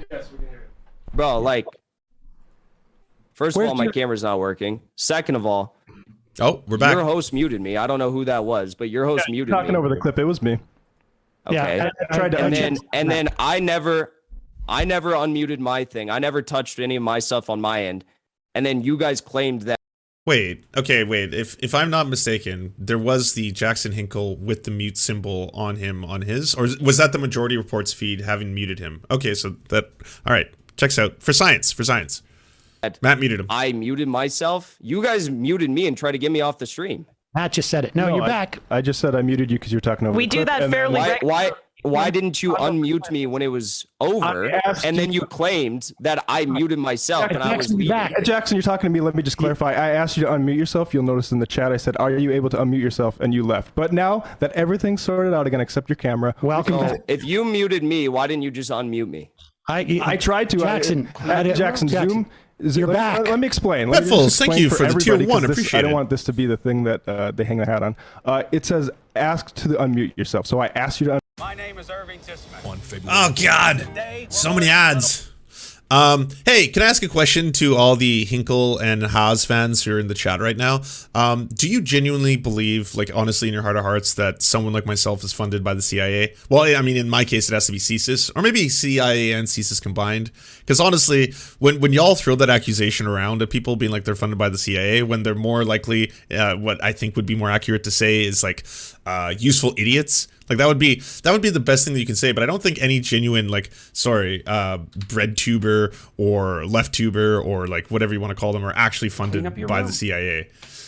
You're adjacent to people funded by the CIA. Like that would be a better statement. That would be a more fair statement. Otherwise, it just comes across as ridiculous. Like you genuinely think people are like getting fucking phone call. Like CIA, come on, I'm ready. Where's the monies? I'm ready for my paychecks. Come on, I even got sound effects for this.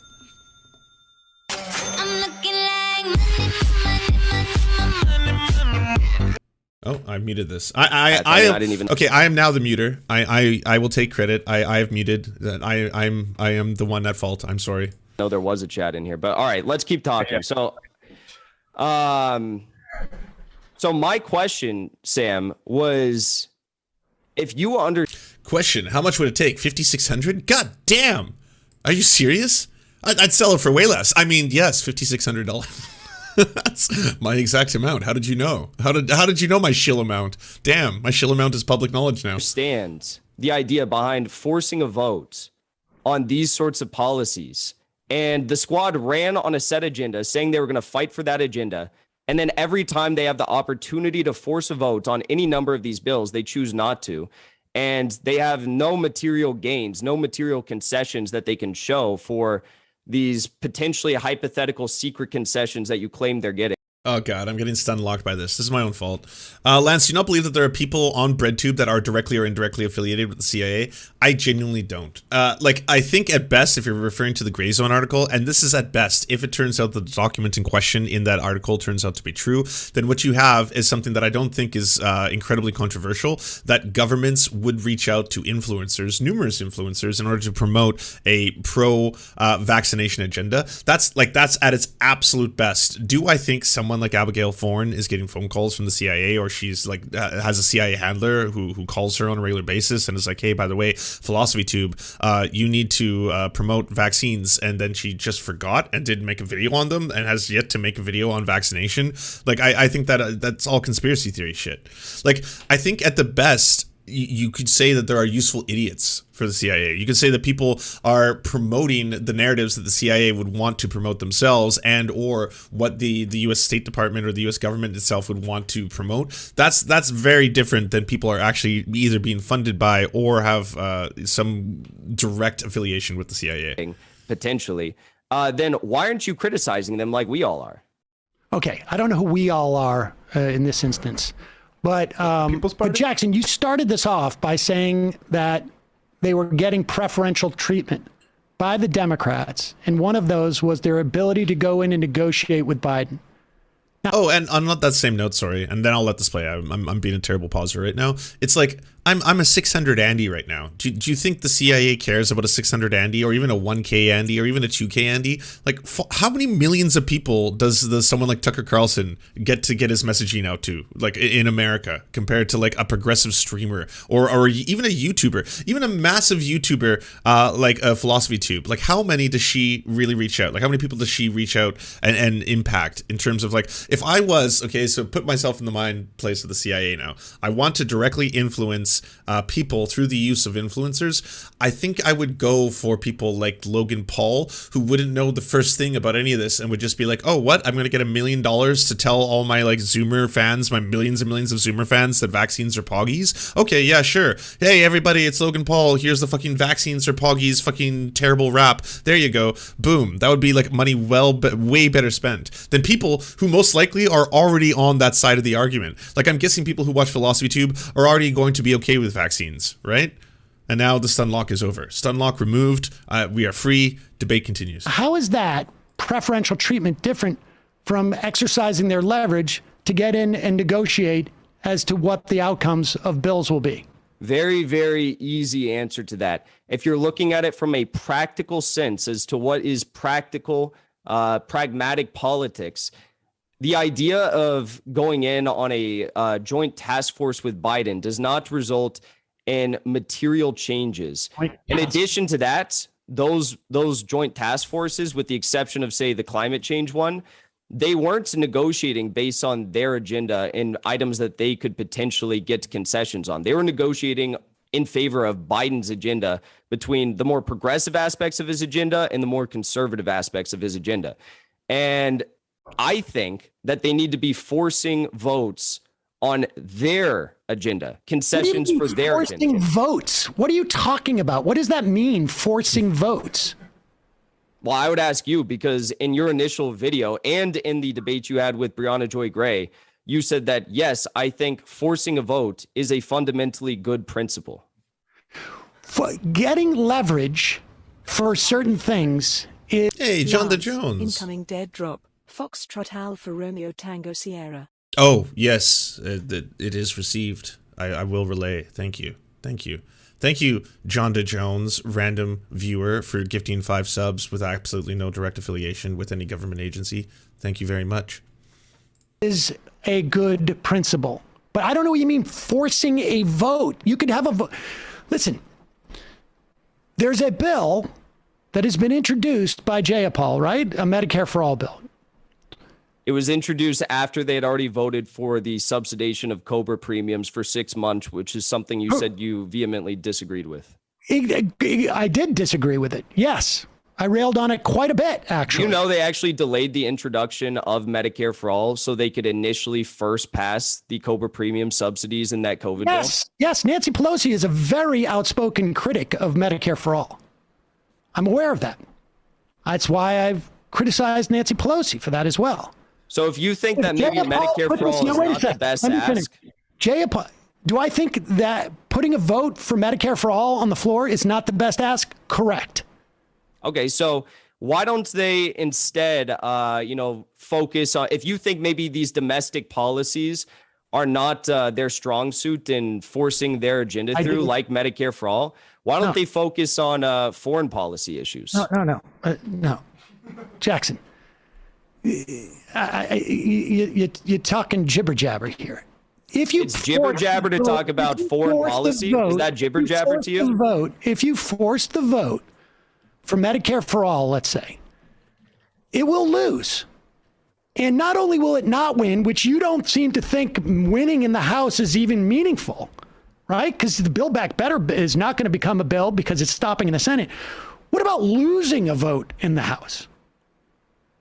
You actually said on your show, and let me bring this up because this is your quote again.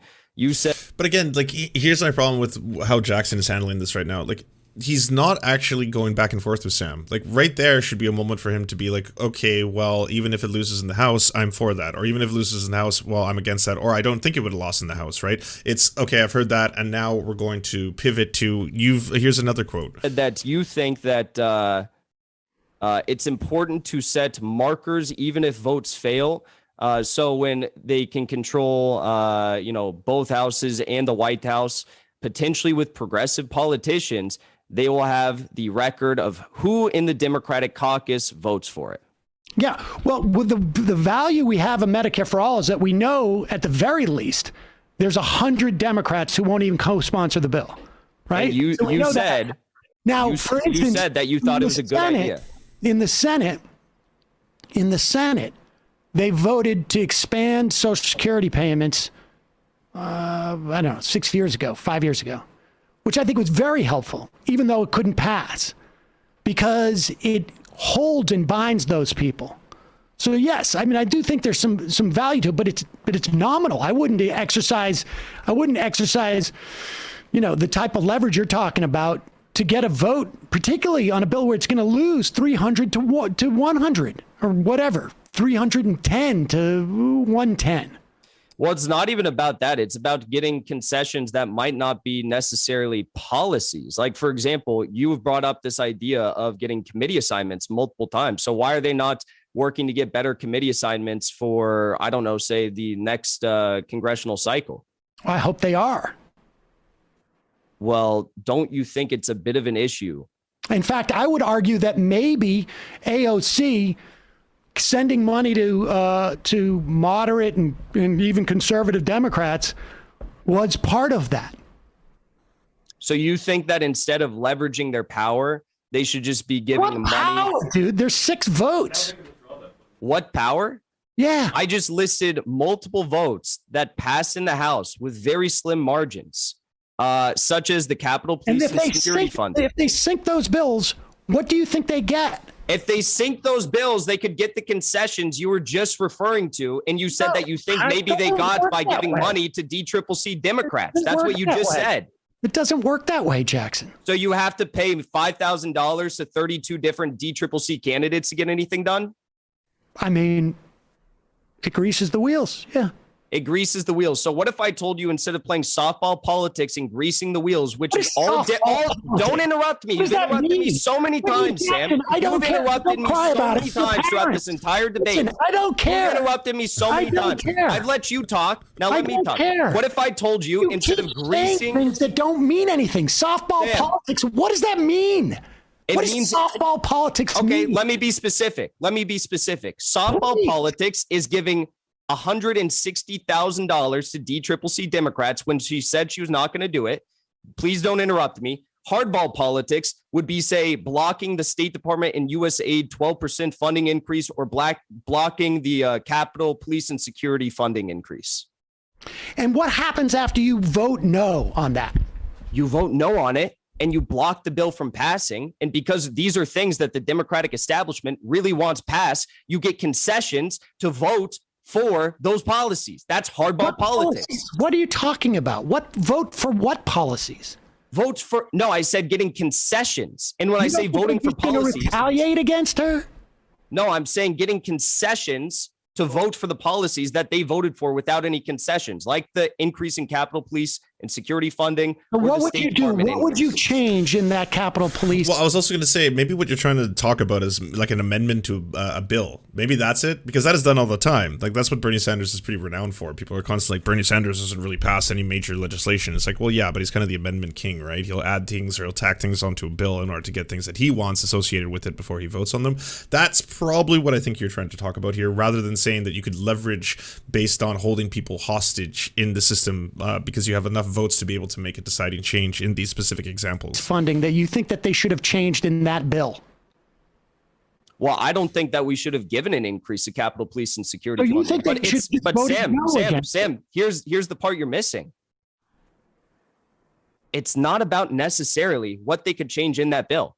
It's about blocking that bill until they get a concession for something that substantively benefits the agenda they are fighting for. What is this something that you're talking about? You've listed numerous examples on your show because you said Medicare for all is not a good ask. So what if we did this? Yeah, but answer the question. Answer the question. Like, just genuinely answer the question. If he's like, give me an example then. And if the example is, well, Medicare for all, then the answer would be, well, no, that would never work. There is no reality in which you could hold, say, something like a Capitol Police budget bill at bay, and then in turn they will be like, okay, we'll now revolutionize the entirety of our medical system, right? Unless it's something much smaller, in which case I would say then the approach you want to do is an amendment to a bill. For the other, there's a whole host of things. I'm not a member of Congress. But I don't understand.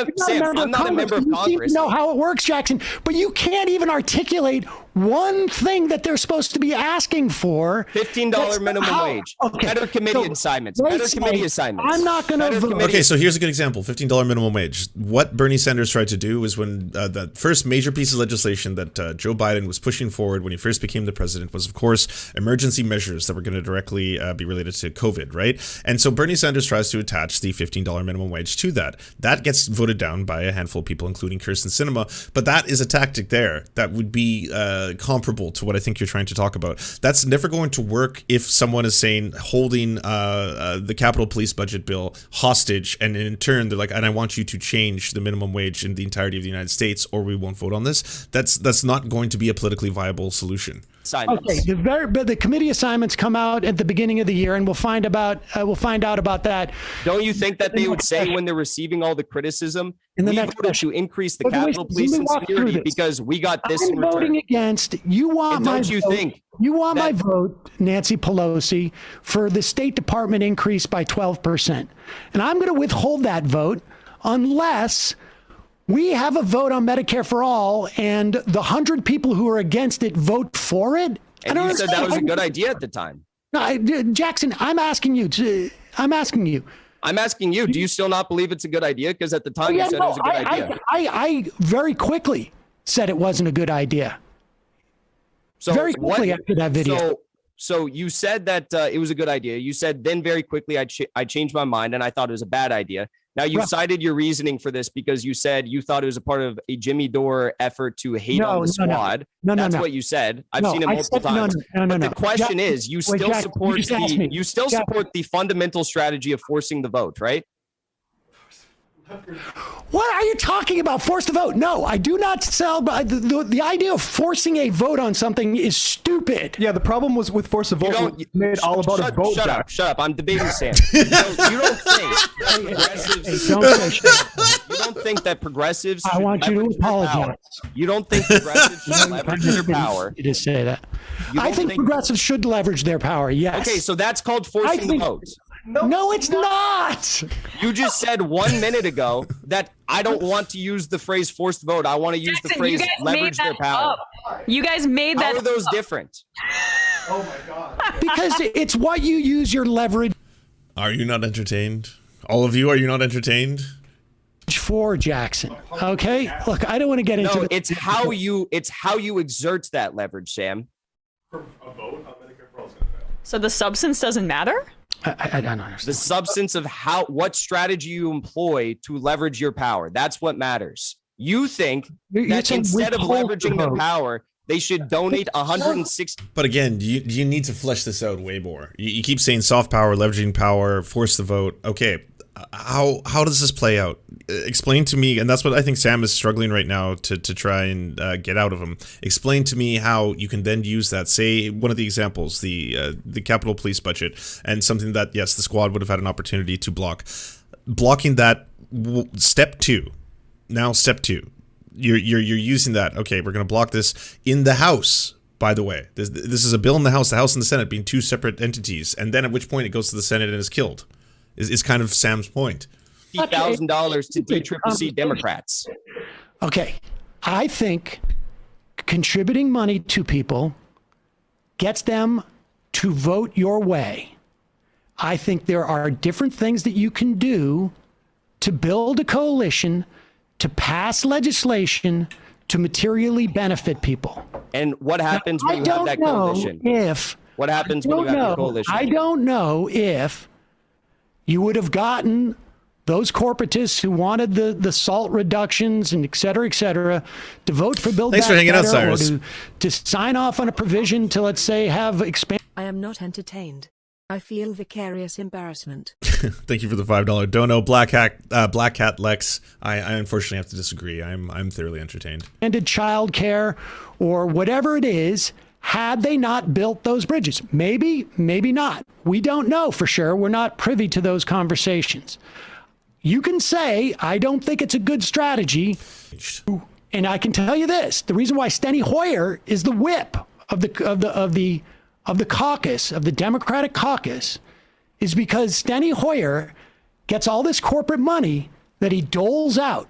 He doesn't have to do much fundraising for himself. We're not talking about around the country. What goes around the country, and he builds support for things by donating money to different congressional candidates. And so is there value for the number one fundraiser, who happens to be a progressive? Holy shit. She bureaucrat. Probably the most sensible comment so far. Imagine debating bourgeoisie political strategies. Well said. Well said. To wield that same type of power? My answer is yes, definitively. So I point to you exactly. That's very interesting. Where that power pays off. That's very interesting. No, I cannot. That's very interesting because earlier on in this debate, you quite literally said I had a problem. Everyone heard the debate, Jackson. It'll be on video. You don't have to You keep. said I had a problem. You don't want to talk about this. You said I had a problem with AOC donating $160,000 to DCCC Democrats when she said that she wasn't going to. So my question is, you just said a moment ago. I had that problem, Jackson. You just said a moment ago. You just said a moment ago that the squad. Whatever. You just said a moment ago that people can look at the video, Jackson. Whatever. Okay, I would love to. You just said a moment ago that there is the potential for factions to form in Congress, and those factions can leverage their power. Did you not? I don't know if I said that, but I agree with that statement. Okay, so if you think that that is possible, and if the explicit goal of the Justice Democrats was to do just that, and if the Sam Scheller says, how is this a bourgeoisie political strategy? We're literally talking about right now either forcing things through the political apparatus, which again is going to be who is going to be in control of the state, right? Doing it through a political apparatus, or actually literally giving people vast sums of money, $5,000 to $6,000 a person, to try and grease the wheels of the political system, which again is one of the things that Marx complained about when it came to capital and its inherent influence that is going to be a problem in politics, is that people with capital have more power. The more capital you have, the more power you have. And if your capital can be transferred into political power, even within a democracy, it is going to turn it into, unfortunately, a stratified class state. Reality of this session of Congress is they could have blocked certain votes that were, in my opinion, bad. Maybe in your opinion, I don't know what you think about those votes, but they could have blocked those votes to get concessions in return.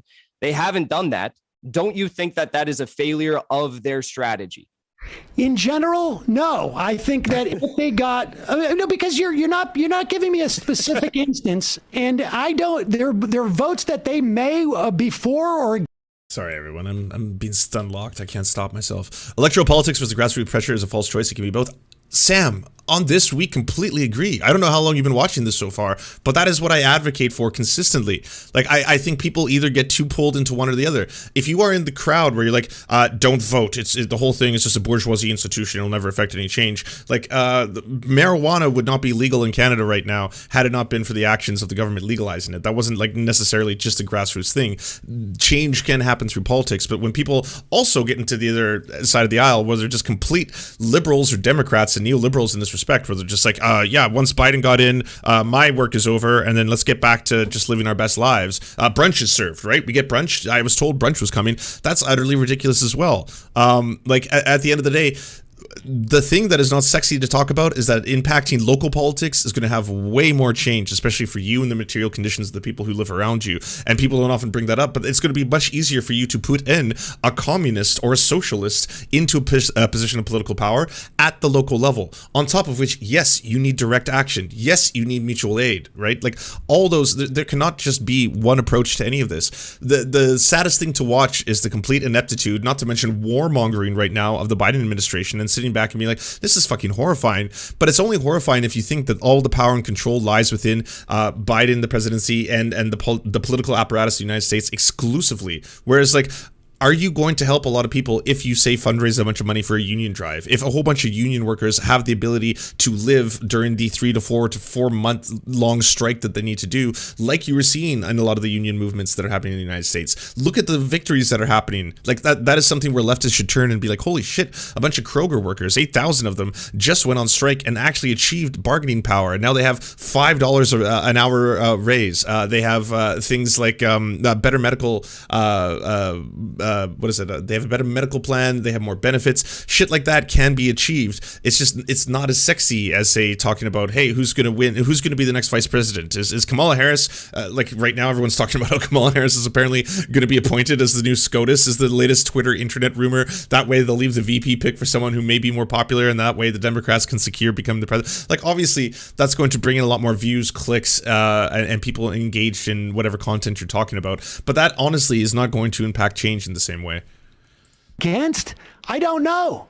So Sam, I actually respect you more. I actually respect you more after this debate than I initially did coming into the debate, because you said on multiple occasions, like when I don't know if that is mutual. I have a feeling that's not reciprocated. When I brought up the sanctions. He's tearing up. when I brought up the sanctions, when I brought up other issues that I had disagreements with them on, with the exception of the State Department and Capitol Police funding, you actually said that those were bad things, that you disagreed with what they did. And in some cases, but not all, you criticized them. But what you still fail to recognize is that the explicit strategy that the Justice Democrats ran on, which was to create those factions and essentially be a thorn in the side of the Democratic establishment, kind of in a way in which the Tea Party explicitly that our job. How many times are you going to interrupt me? You're interrupting me as many times as you said Jimmy Dore during the Breonna Joy Gray debate. I wasn't done. So they were to be a thorn in the side of the Democratic establishment. You know what? They have not done that. On being a thorn in the side of the Democratic establishment is literally for children. Or the People's Party. Go win some races. Like, I don't like, I want material benefits for people. And if that means that they stroke the Democratic establishment or they are thorn in it, I don't care about that. That's for children. That's it's not for children. It's no, not I for don't children. care about the establishment. Sam, Mommy, daddy, this. Who cares? By not being a thorn in the side of the establishment, they actually hurt themselves. Because by donating, yes, they did. By donating to the DCCC candidates who were going to be challenged by progressive primary candidates, they have essentially ruled out the odds of those progressive primary candidates challenging the DCCC candidates in this next election cycle. Candidates? What? Which progressive candidates were running against those? Ava Patsova is the one that comes to mind. Arizona's first district. She was going to run against one of these DCCC candidates. Who was the candidate that AOC gave to that Ava Petrova was going to run against? What's that? Sorry, I didn't hear you. Who's the candidate that AOC gave money to that Ava Petrova was going to run against? And what was Petrova's chance of winning? The candidate that she gave money to was whoever represents the first district. It's Tom O'Halloran. He's a corporate Democrat. Ava Patsova she ran against him in I believe she ran against him in 2020. And then she was going to run against him again. She did very well. She didn't even have, I believe, she didn't even have Justice Democrats backing at that time. But the question is, why is AOC? Oh, wait, AOC gave money to a candidate that Justice Democrats are running against? No, I said that I don't think she was actually endorsed by Justice Democrats in that race, but there was the potential for her to be endorsed by them in the next race. She wrote an article in The Intercept. I suggest you read it. It's really interesting.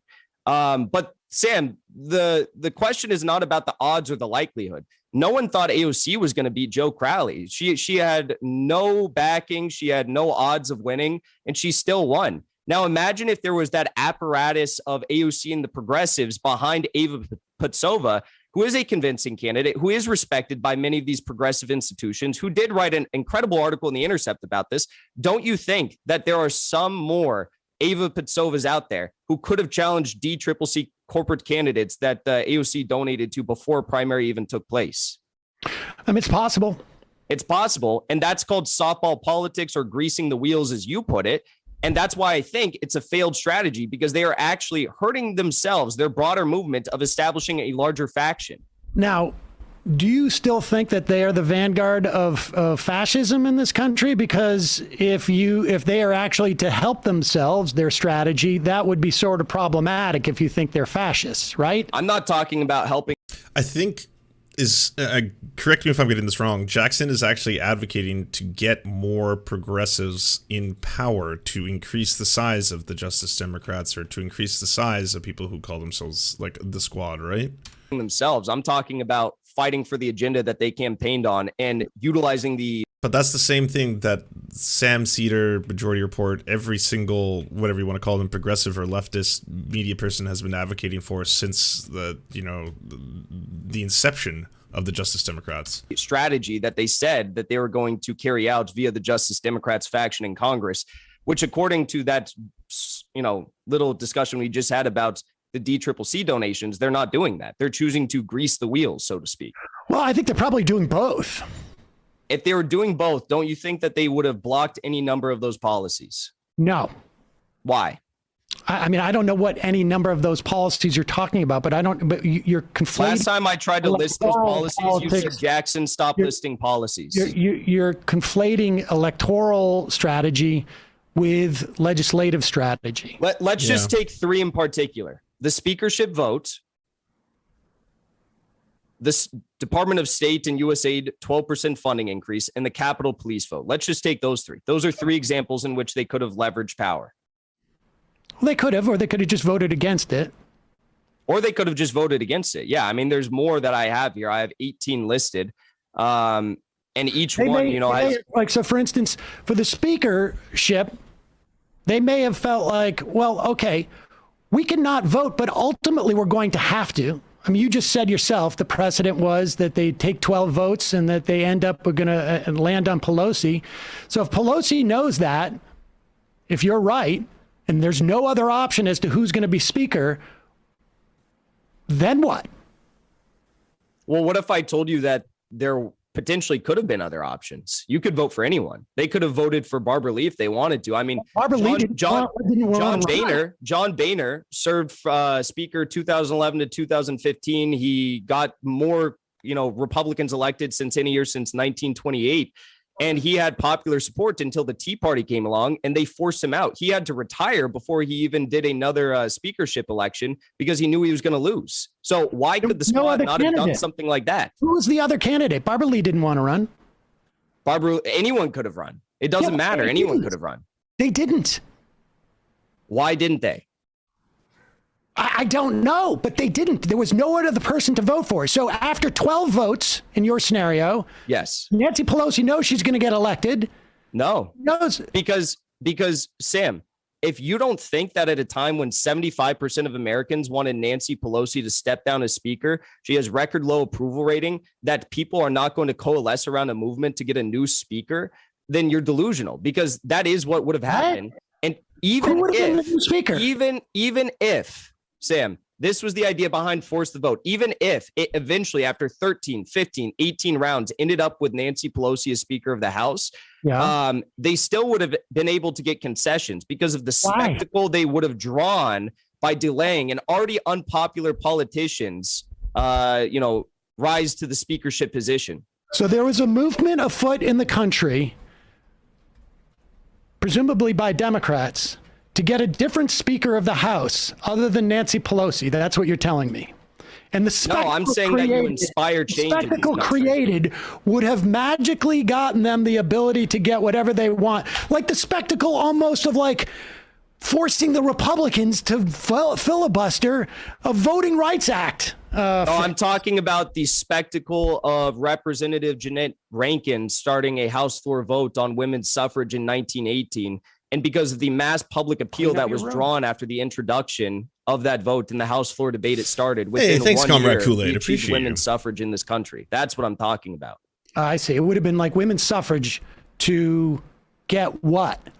It's the strategy. It's not the fact that you have a major. It was But you just should have a goal in coincidence mind. that it was about women getting the right to vote. Had nothing to do with the success of that. Did I? Hey! Did I or did I just not list John Boehner and the Tea Party as an example? I don't only cherry pick my examples. I mean, I just listed the Republican Party as a beautiful example of how the strategy could be employed.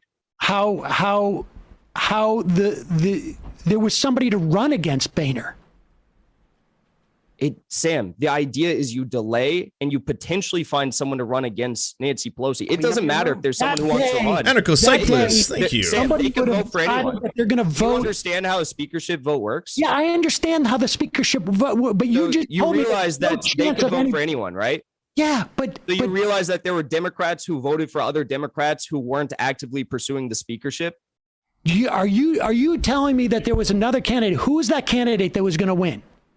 Do you understand that there were Democrats who voted for with this? Do you understand that there were Democrats who voted for other Democrats? Nancy Pelosi gets the speakership. Sam. But she knows she's going to get the speakership, but that's still going to force a vote because it happened with suffragette, with women's right to vote.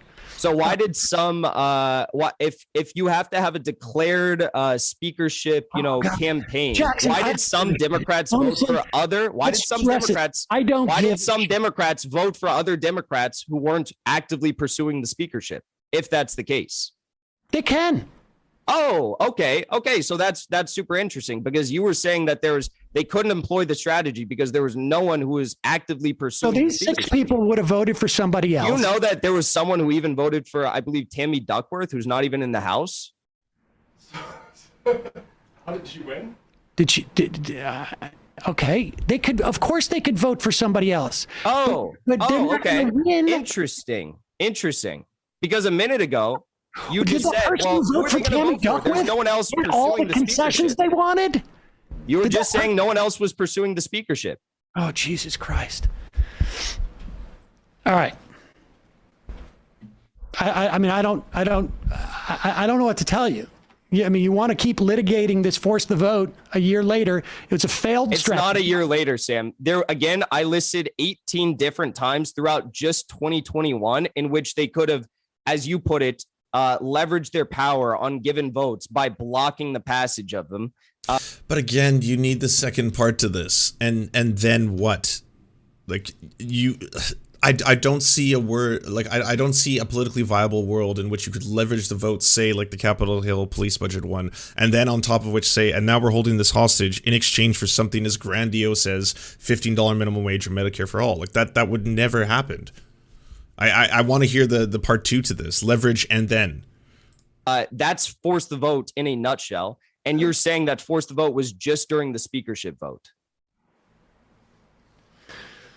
I don't know what to tell you. I mean, this is honestly like arguing. I don't know what to tell you. You accused me earlier of being the guy who gets too attached to politicians. You are the one who gets too attached to politicians and refuses to criticize them where it matters most. Sure, you'll occasionally talk poorly when they make an abhorrent vote, but you will not criticize them on their overall strategy, which is pursuing a greasing of the wheels rather than playing hardball politics and leveraging their power.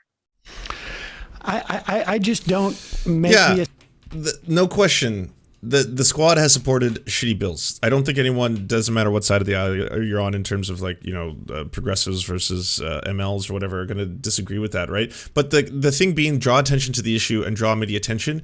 That is something you get the power to do if you are in a position of power. So say you are an AOC and you're at that level, people are going to want to put you in front of a camera. AOC is interviewed on CNN. AOC is interviewed on this. AOC is interviewed on that. Then that's an opportunity for you to talk out and be like, yes, we want to be able to fight for the following issues. Here's our strategy, that kind of stuff. If you are consistently doing the strategy that they're mentioning right now, which is that you are leveraging soft power in quotation marks by saying, I'm going to hold this up.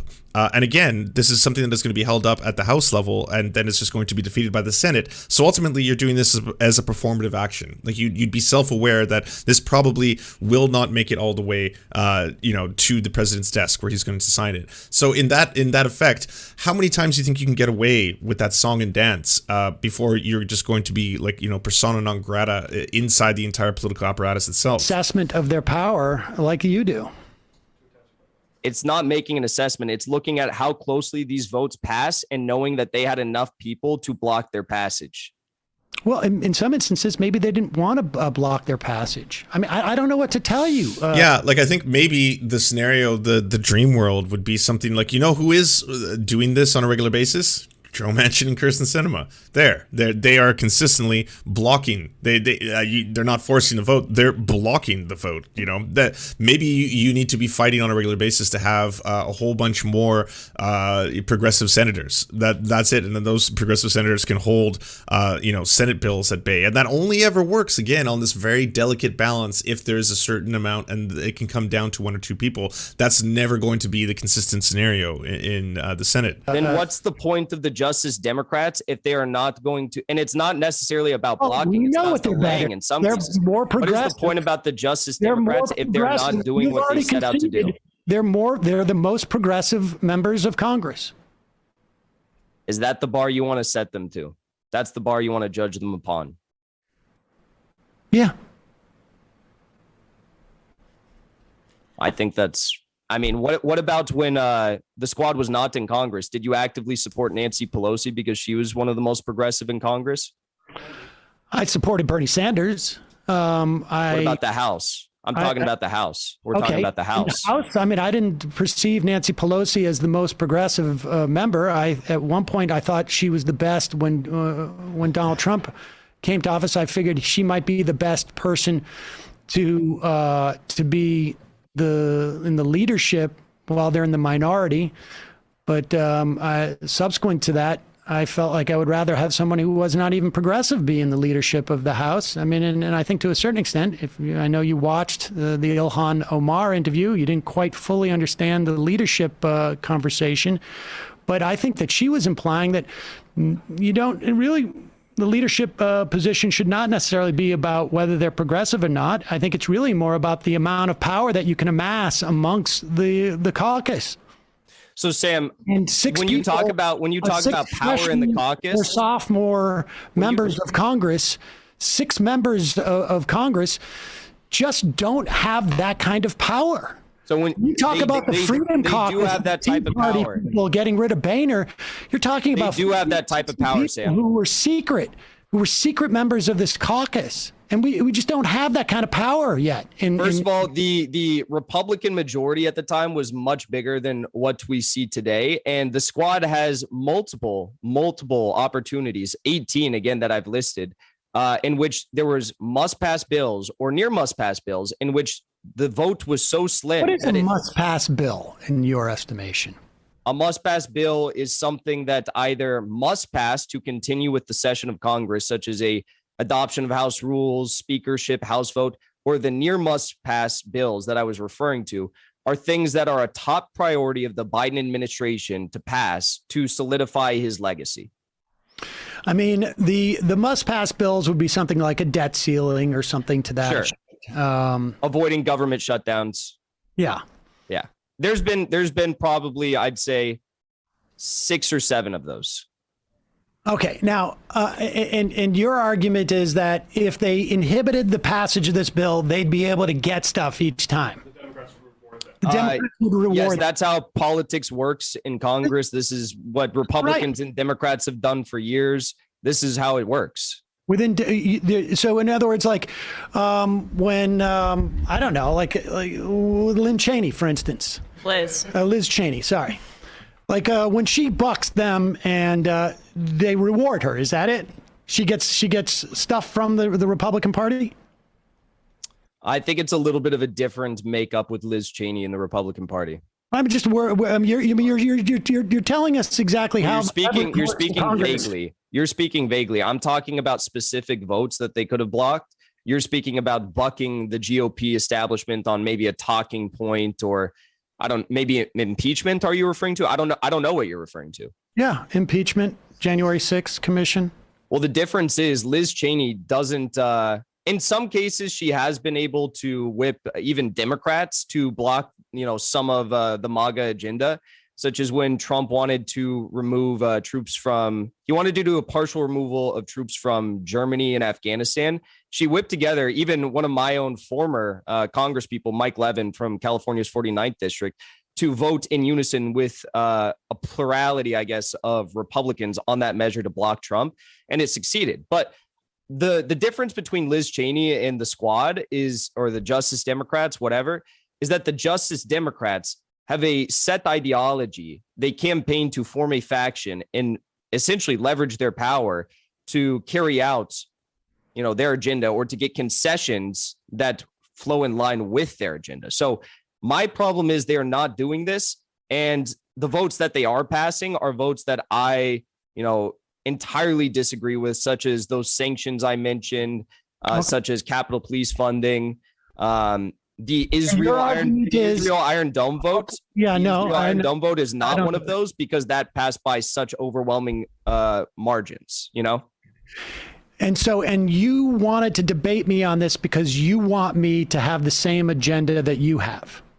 No, I want you to hold the Squad to what they said they were going to do and what they said they were going to fight for. I am curious, like, what is your... But wait, the Squad never ran on a policy of that we were going to intentionally use the strategy of blocking bills to leverage power and try to get things. Like, I'm very curious why no one's been talking about adding amendments to bills, which is typically how these things are done.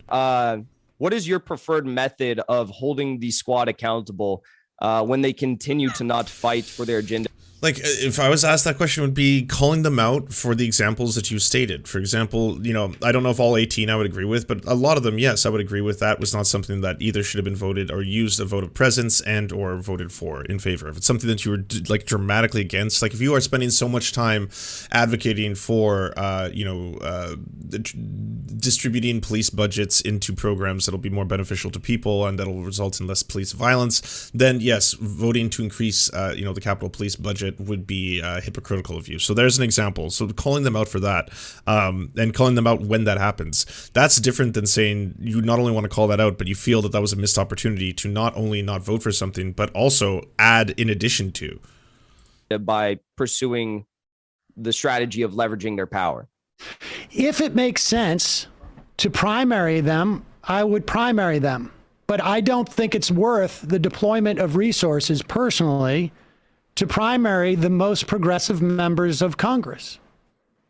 Okay, so at what point do you maybe begin to think that instead of continuing to operate within the confines of the Democratic Party and primarying more people... You also have to put in perspective, too, that there is a lot of deep corporate money that is going to be put into primarying, say, people who are considered the progressive members of the Squad, and that would be a legitimate fear as well, if that your entire tactic going forward is that we just are obstructionists. Like, our entire purpose in Congress is to to hold back bills specifically so that we can leverage soft power in every instance to push on something that is going to be not politically viable, right? And when I say that, I mean, like, we're all on the same page in that everyone wants, say, a $15 minimum wage increase or wants Medicare for all, for example. Everyone is on the same page as that. It's how to get it or achieve it is what is being debated right now and basically being debated amongst all different factions of the left.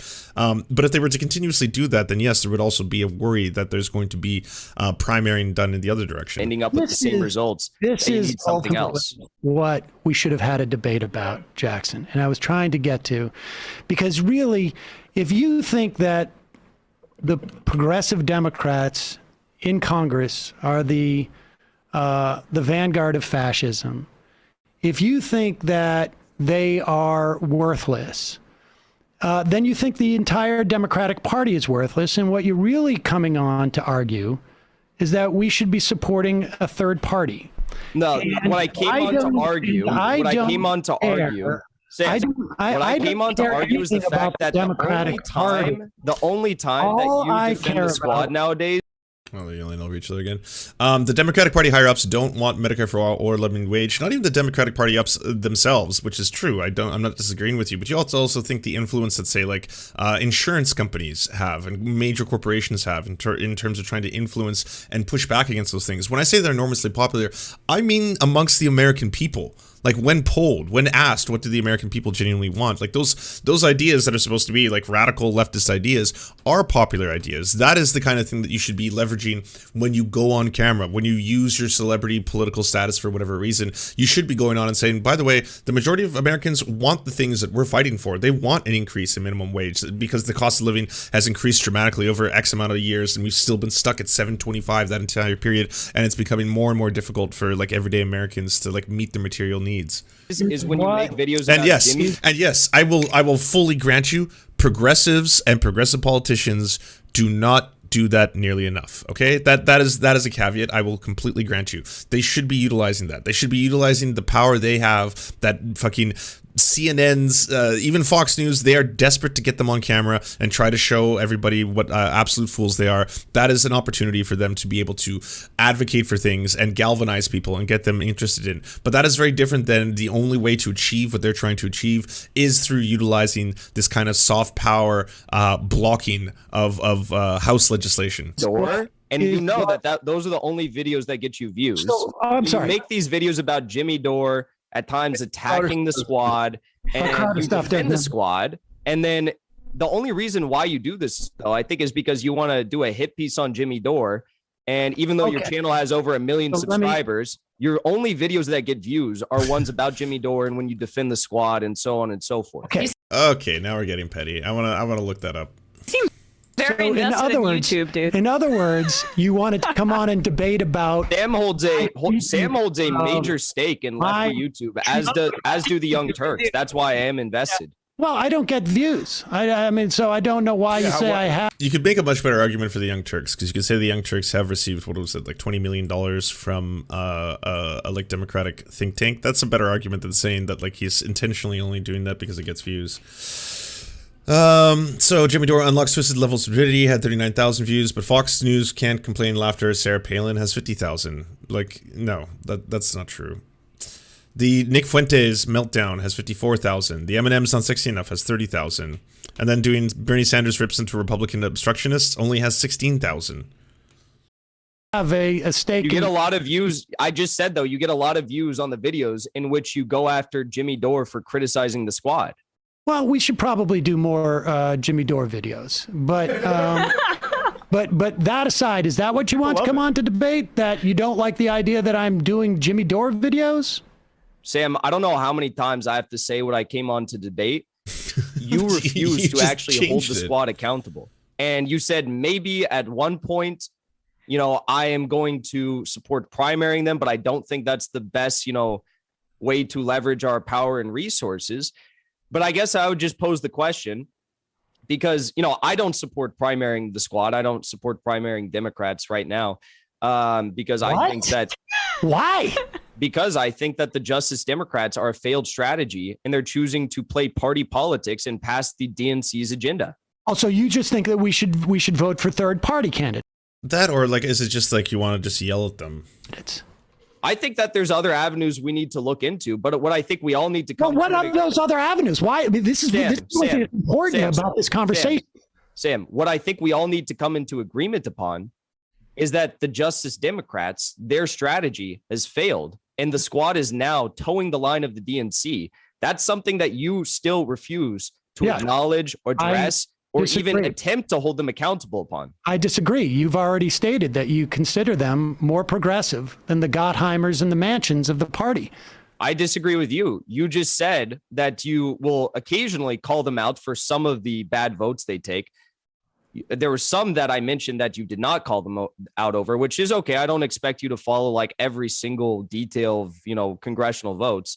But at the end of the day, you are not criticizing them for failing upon their overall strategy of forming a faction that can leverage their power in Congress. And you are instead giving them some, at least tepid support for greasing the wheels and giving $160,000 to DCCC Democrats. Correct. So that's why I guess you and I just disagree. Yeah. Let's talk about the People's Party. Would you support AOC giving more money to DCCC Democrats, even though she said she wasn't going to do that? If she made an assessment that there was a strategic value for it, I would be okay with it. Even if there's more opportunities to leverage their power on must-pass or near must-pass bills? I don't agree with your premise that. What don't you agree about it? Because do you agree that they don't have the number of votes? Again, over and over again. I don't. No, think you haven't outlined yet. Effective is effective. You don't think that they have enough votes, or what? I just don't think it's going to go down the way you think it's going to go down, Jackson. What do you mean by that? I don't think your idea of how Congress works is how Congress works. It is how it's worked in the past. I mean, this is how I know Congress works. the suffragettes. Yes, I understand. No, I wasn't going to bring that up. I was going to bring Boehner up. But the idea is that if they maybe this has never happened before in Congress. Maybe, hey Sam, maybe this has never happened before in Congress.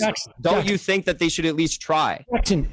Because this was their strategy. When you were in junior high, I don't want to talk was about covering every day what John Boehner was doing. This is very weird. I can tell you. This is very weird. I don't want to. What are you doing talking about junior high? I'm talking about the fact you changed subjects. There was not four members. There was not changing subjects. Sophomore members of Congress who eliminated John Boehner. You were changing subjects. No, you brought. He's not. He's talking about this. He's just saying that like he's been covering this for a very long time, and historically this doesn't line up. Brought up John Boehner. You brought up John Boehner. And then you went to this weird analogy about my middle school or something. It's not an analogy. What I'm talking about is not what an analogy is. Okay, so you still have not outlined this. I was saying you that still I have not said very carefully what happened to John Boehner, and none of it went down the way you say it did. Okay, first of all, that's incorrect. But second of all, you did not acknowledge what I initially questioned to you. We got idealism. Which was what? I mean, maybe if you'd listened, you'd heard me. What I said was that the squad could have blocked the passage of these bills. You have not contested that they didn't have enough votes to block or delay. They voted against it, yes. Block. He's already said that. Okay, so you're saying they could have done this. They could have voted against it. They could have blocked or delayed it, yes. So why do you think that that would have failed, even if it's never happened before? They could have voted against it, and if they had enough votes to kill the bill, they could have killed the bill. Or they could have delayed it and renegotiated. What do you mean delayed it? They could have told Nancy Pelosi that we are not going to vote for this unless you give us substantive concessions. They could have gone out on CNN and MSNBC on Mehdi Hassan's show and say, I'm not prepared to vote for this bill until we get these concessions that we have listed. Don't you think that that is an effective strategy? And don't you think that's also the strategy that the Justice Democrats initially ran on? I think that could work on occasion, but I think that Nancy Pelosi, for the most part, is beloved by Democratic voters, for better or for worse. That's incorrect. She's got a very, very low approval rating. But if not true with Democratic primary voters. Google this up. Let's look it up, man. Sam. So you just acknowledged. Fact check for you, Jackson. I just said she had a low approval rating. Did you not hear what I just said? Democratic primary voters. Go. I'm talking about the whole of this country. But Sam, you just said, I don't want to let you off on this. You just said, Bradley, will you look that up and put it up on Look it up. I could not, I don't care. So you just said that on occasion you could see how leveraging their power by either withholding their votes for a given policy could work. So why are you not criticizing the squad when they choose not to do this? I don't think that they should do it randomly. I don't know. I didn't say randomly. I just said they could do it. And you just said that. Jackson, there was a $3.5 trillion bill that was passed in the House that included some of the key priorities that these lawmakers wanted. And you're suggesting they're not leveraging their vote because it didn't pass in the Senate. No, I'm saying because they are voting for bills that did pass in the House and in the Senate and were signed into law, and they're not withholding their support for those bills, like Capitol Police funding, like State Department funding, the House speakership. What is the value of them voting against Capitol Police funding relative to getting You just said it. pre-K for people? You just said it. You just said they got the pre-K. You just said Sam, you just said that the value in it, this is your words, that the value in it is that, yes, I could see that sometimes working. You said that. Listen, Jackson. How many times do you want to change the subject before you finally address that you're not holding them accountable? You're not holding them accountable to get stuff that they want, and they got it in the bill. You just said that they could do that, though. Yes, I agree that there is such a thing as leverage and that it can be used. And I'm suggesting they've done it. I'm suggesting to you that they haven't done it because they haven't withheld their votes. You're saying that the Build Back Better agenda is... they didn't withhold their votes. Build Back Better agenda is Biden's agenda. That's not even their agenda. How do you know they didn't withhold their votes and Nancy Pelosi didn't go to him and say, I owe you one? And that's why they're not going harder at him like you suggested up top. I don't think that they're doing that, because if they were doing that, if they were going to be withholding their support, they would do what Cori Bush and Jamal Bowman did before the speakership vote. Do you remember what they did? They went out on, was it Dana Bash's show or something like that? They went out on some corporate news show and they said that we are not going to guarantee a vote for Nancy Pelosi. Why are you putting an accent on there? Right. I'm putting an accent on there? What the hell is this? We are not going to be voting for Nancy Pelosi guaranteed unless we get substantive things in return. And they listed two things, I think. I think they listed... I am kind of curious there. In just complete transparency, was that an accent, or is that the way Jackson speaks? Because maybe it was just he was trying to be grandiose. It is like we louder like that, perhaps. I don't know. We'll need science to figure this one out. We'll have to do like a vocal analysis after. We've got our top audio technicians on it. Reparations, and they listed one other policy. At the end of the day, they did not coalesce and try to make these things happen. But that is what you need to do if you have big asks or you have, concessions that you want. You need to be willing to make a public cry to the people to support you in your effort. You've also acknowledged that AOC has some of the most power in Congress. She's got the most fundraising. She's got the most Instagram, Twitter followers. She got the most Twitter followers. Okay. So she should use that to her leverage when she makes these public cries for support when she is going to be withholding her support for these bills. Okay. Sorry. Yes. And that was fine for performance. Oh, sorry. Yes, and that was fine for performance, but what difference did that really make? O Camino, absolutely nothing. It's absolutely juvenile of me to have addressed it, and that was kind of the point. I was just looking for a little reprieve from the circular logic that's been going on for the last little while. What do you mean, okay? What is this okay? You have one of the largest news shows on YouTube for Twitter followers. She got the most Twitter followers. Okay. So she should use that to her leverage when she makes these public cries for support when she is going to be withholding her support for these bills. Okay. What do you mean, okay? What is this okay? You have one of the largest news shows on YouTube for leftist politics, and you refuse to criticize them. You just say, okay, you say, I don't care. What is this? Do you not have any values that you stand upon? No, isn't he agreeing with him? Isn't he like, yeah, I agree. She should use her social influence to talk about those issues. No. Wait, what? Okay, yeah, maybe I do need to rewind it. I've been pausing too much during this. Okay. What do you mean, okay? What is this okay? You have one of the largest news shows on YouTube for leftist politics, and you refuse to criticize them. You just say, okay, you say, I don't care. What is this? Do you not have any values that you stand upon? No. Okay. I don't.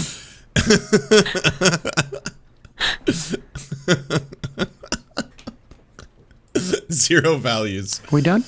Zero value, Cedar. Let's be done. 75% Democrats support Nancy Pelosi. That'll have a lot of value in a primary. I'm not terribly happy about that. Maybe we can hear more about the People's Party next. But to be fair, that was 2 days ago, so that could have changed. That's pretty much a straight Maybe line. once they hear about force the vote, it'll dip. I mean, I think to a certain extent, like there is. Did I say that she has? I thought you hung up in the Democratic Party. Did I say that? I don't know. Are you putting words in my mouth? Honestly, I stopped listening to you some time ago, to be honest with you. But I appreciate. Maybe, hey Sam. Last words here. Sure. Maybe listening to the people who used to be your viewers and used to be your fans, like me, should be something that you do in the future. Thank you for having me on the show. I appreciate the conversation. You're still a viewer, Jackson, as far as I can tell.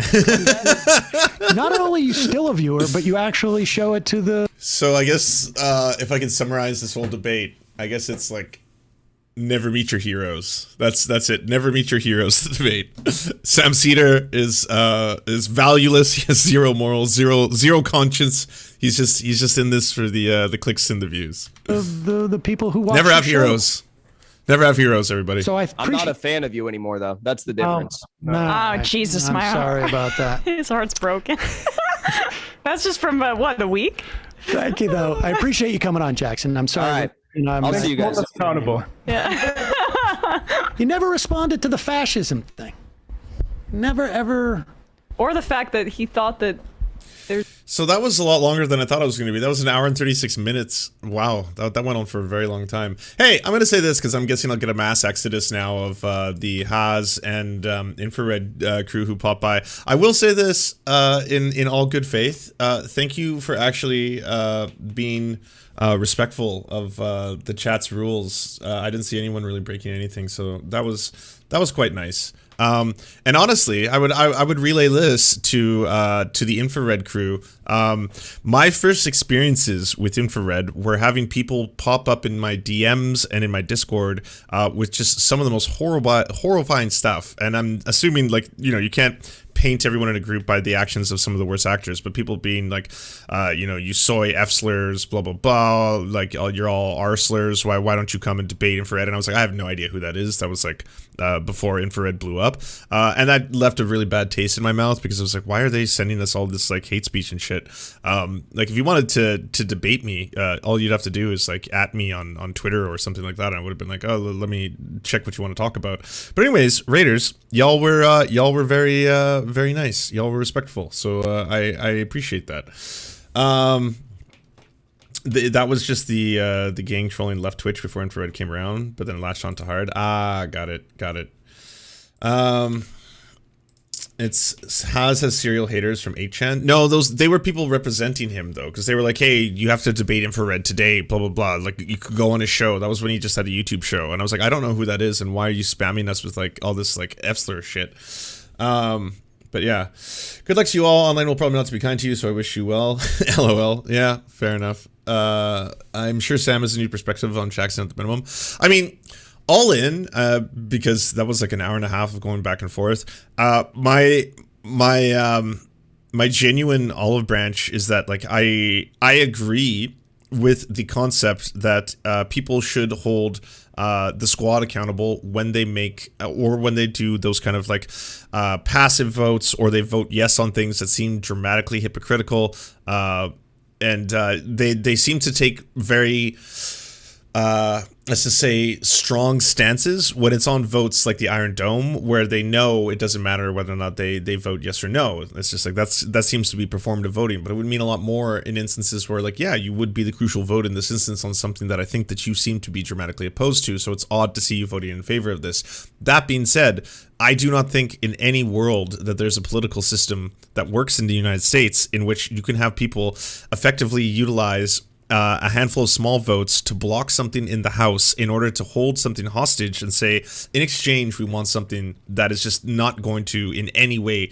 shape, or form materialize. Like, Medicare for all, $15 minimum wage.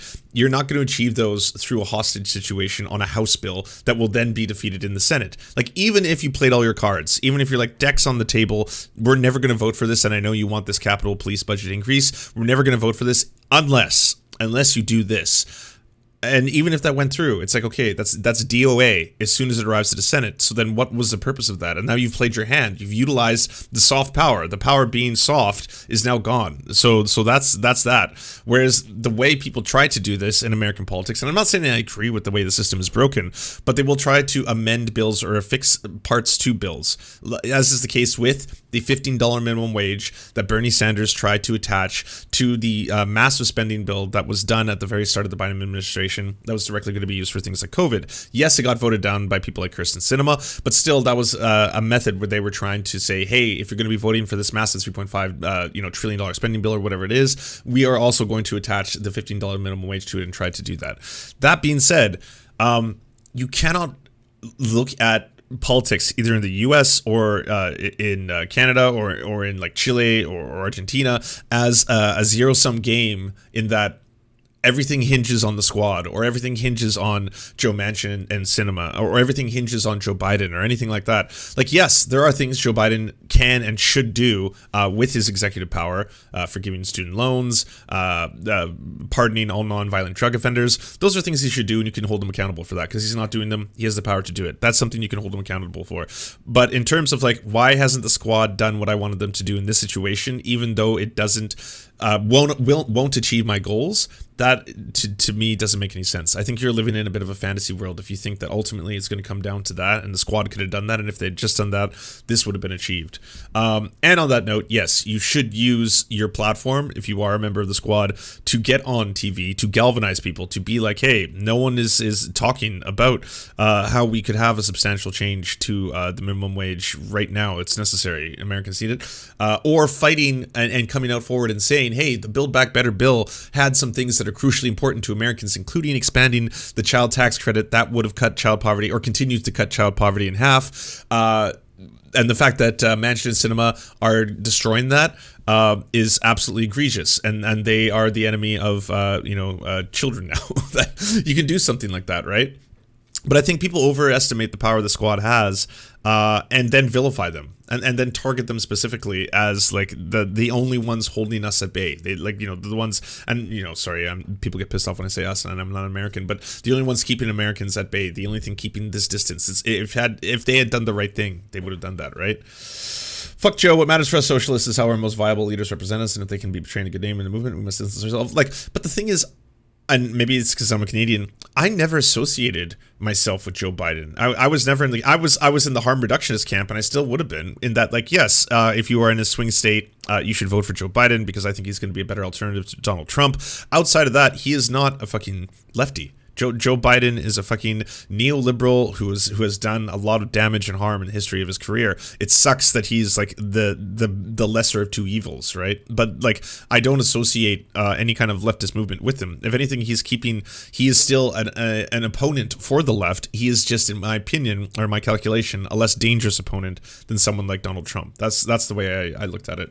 But we did associate ourselves with AOC in the squad. Yeah. And I understand that. That's why I'm saying it is completely in. You should call out so-called progressive politicians when they fail you. Holy hell, when in Canada, and this is going to be a localized issue, you might not know about it, but in Canada, when the local government, the NDP, were continuing to invade sovereign Indigenous territory of the Wet'suwet'en people, I was front and center, being like, I'm ashamed that I worked so hard and campaigned for the NDP and volunteered my time and canvassed for them when this is still happening. And yes, it's happening at the BC level, not the federal level, but we should still have people like Jagmeet Singh coming forward and being like, I condemn this. This is absolutely abhorrent. We do not support the BC government. And they didn't, because they were like, well, let's just not make waves. Hopefully this will just calm down. And then when it's calmed down, I can start talking about other issues that people care about, like pharmacare, dental care, stuff like that. No, I was like, shame on you. All of you should be coming out right now and being like, this is atrocious, because this is not what, leftists stood for. That's what you should do as someone who, and know that that's not the be all end all. It doesn't start and end with my local politician or whatever. Yeah, the NDP lost a lot of members over that, and rightly so. Because again, it's something that as a leftist, as a socialist, and as a proud both of those, it made me ashamed to see that happen. Purity test would break what little power the squad has. Well, the thing is, my argument is still that rather than throw all your chips in with the squad, to start working at local levels and start getting people who are far left into local politics and grow from there and expand from there. And that shouldn't be the only tactic. It should be that combined with, hey, by the way, we should be doing direct action to directly protest things that we care about.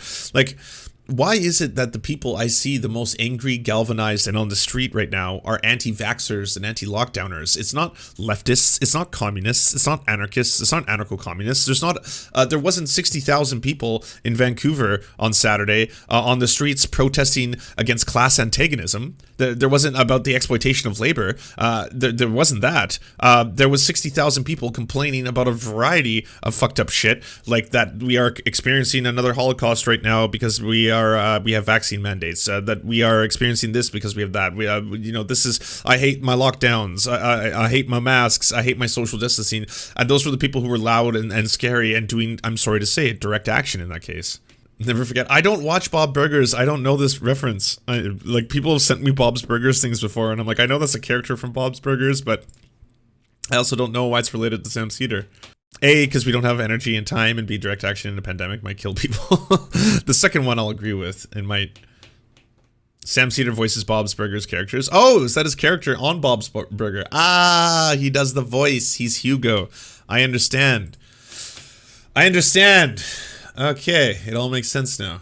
Do you enjoy the Serfs but prefer not to have to use your eyeballs? Many are saying this. Well, we've got the solution for you. It's the Serf Times in podcast form. Available on most major podcasting networks now. If you enjoy it, please consider leaving a good review and feedback because it really helps the show out, apparently, and it's free, just like the podcast. To our gods, Xander Corvus and Peyton L. Just, we beseech thee to smite down our enemies. To our monarch, Tom Spiker, we are but your humble court jesters, here to amuse you. To our lords, Trevor R., we give thanks for this spit of land for us to eke out this meager existence. To our knights, Merid, Cheryl Alvarez, Ruby Kelly, Ellie Leslie, Alex P., Brandon, Words Greenwood, Nate, that one guy, Hagbird Celine, Matthew Scarborough, Stellar Vision, Ariane McCarthy, Daniel Sutton, Coulter Smith, Val 9000, Jenna Tall, Quiet 185, Anna Loves Riley, Omni, Riley and Anna, Poodlehawk, The Tim Caucus, Multimondi, Trevor Yanis, Lemmy 101, Anthropophojak, Saren 42, Catherine, Radical Maniac, Ramon Acosta, Nkosin, Violent Orchard, Sophie Baby, Political Puppy, Andreas Chiringuito, Zach Christensen, Josh Mickelson, Todd Buckingham, and Todd Lajeunesse. We raise our flag in a veil, and we salute you, our friends.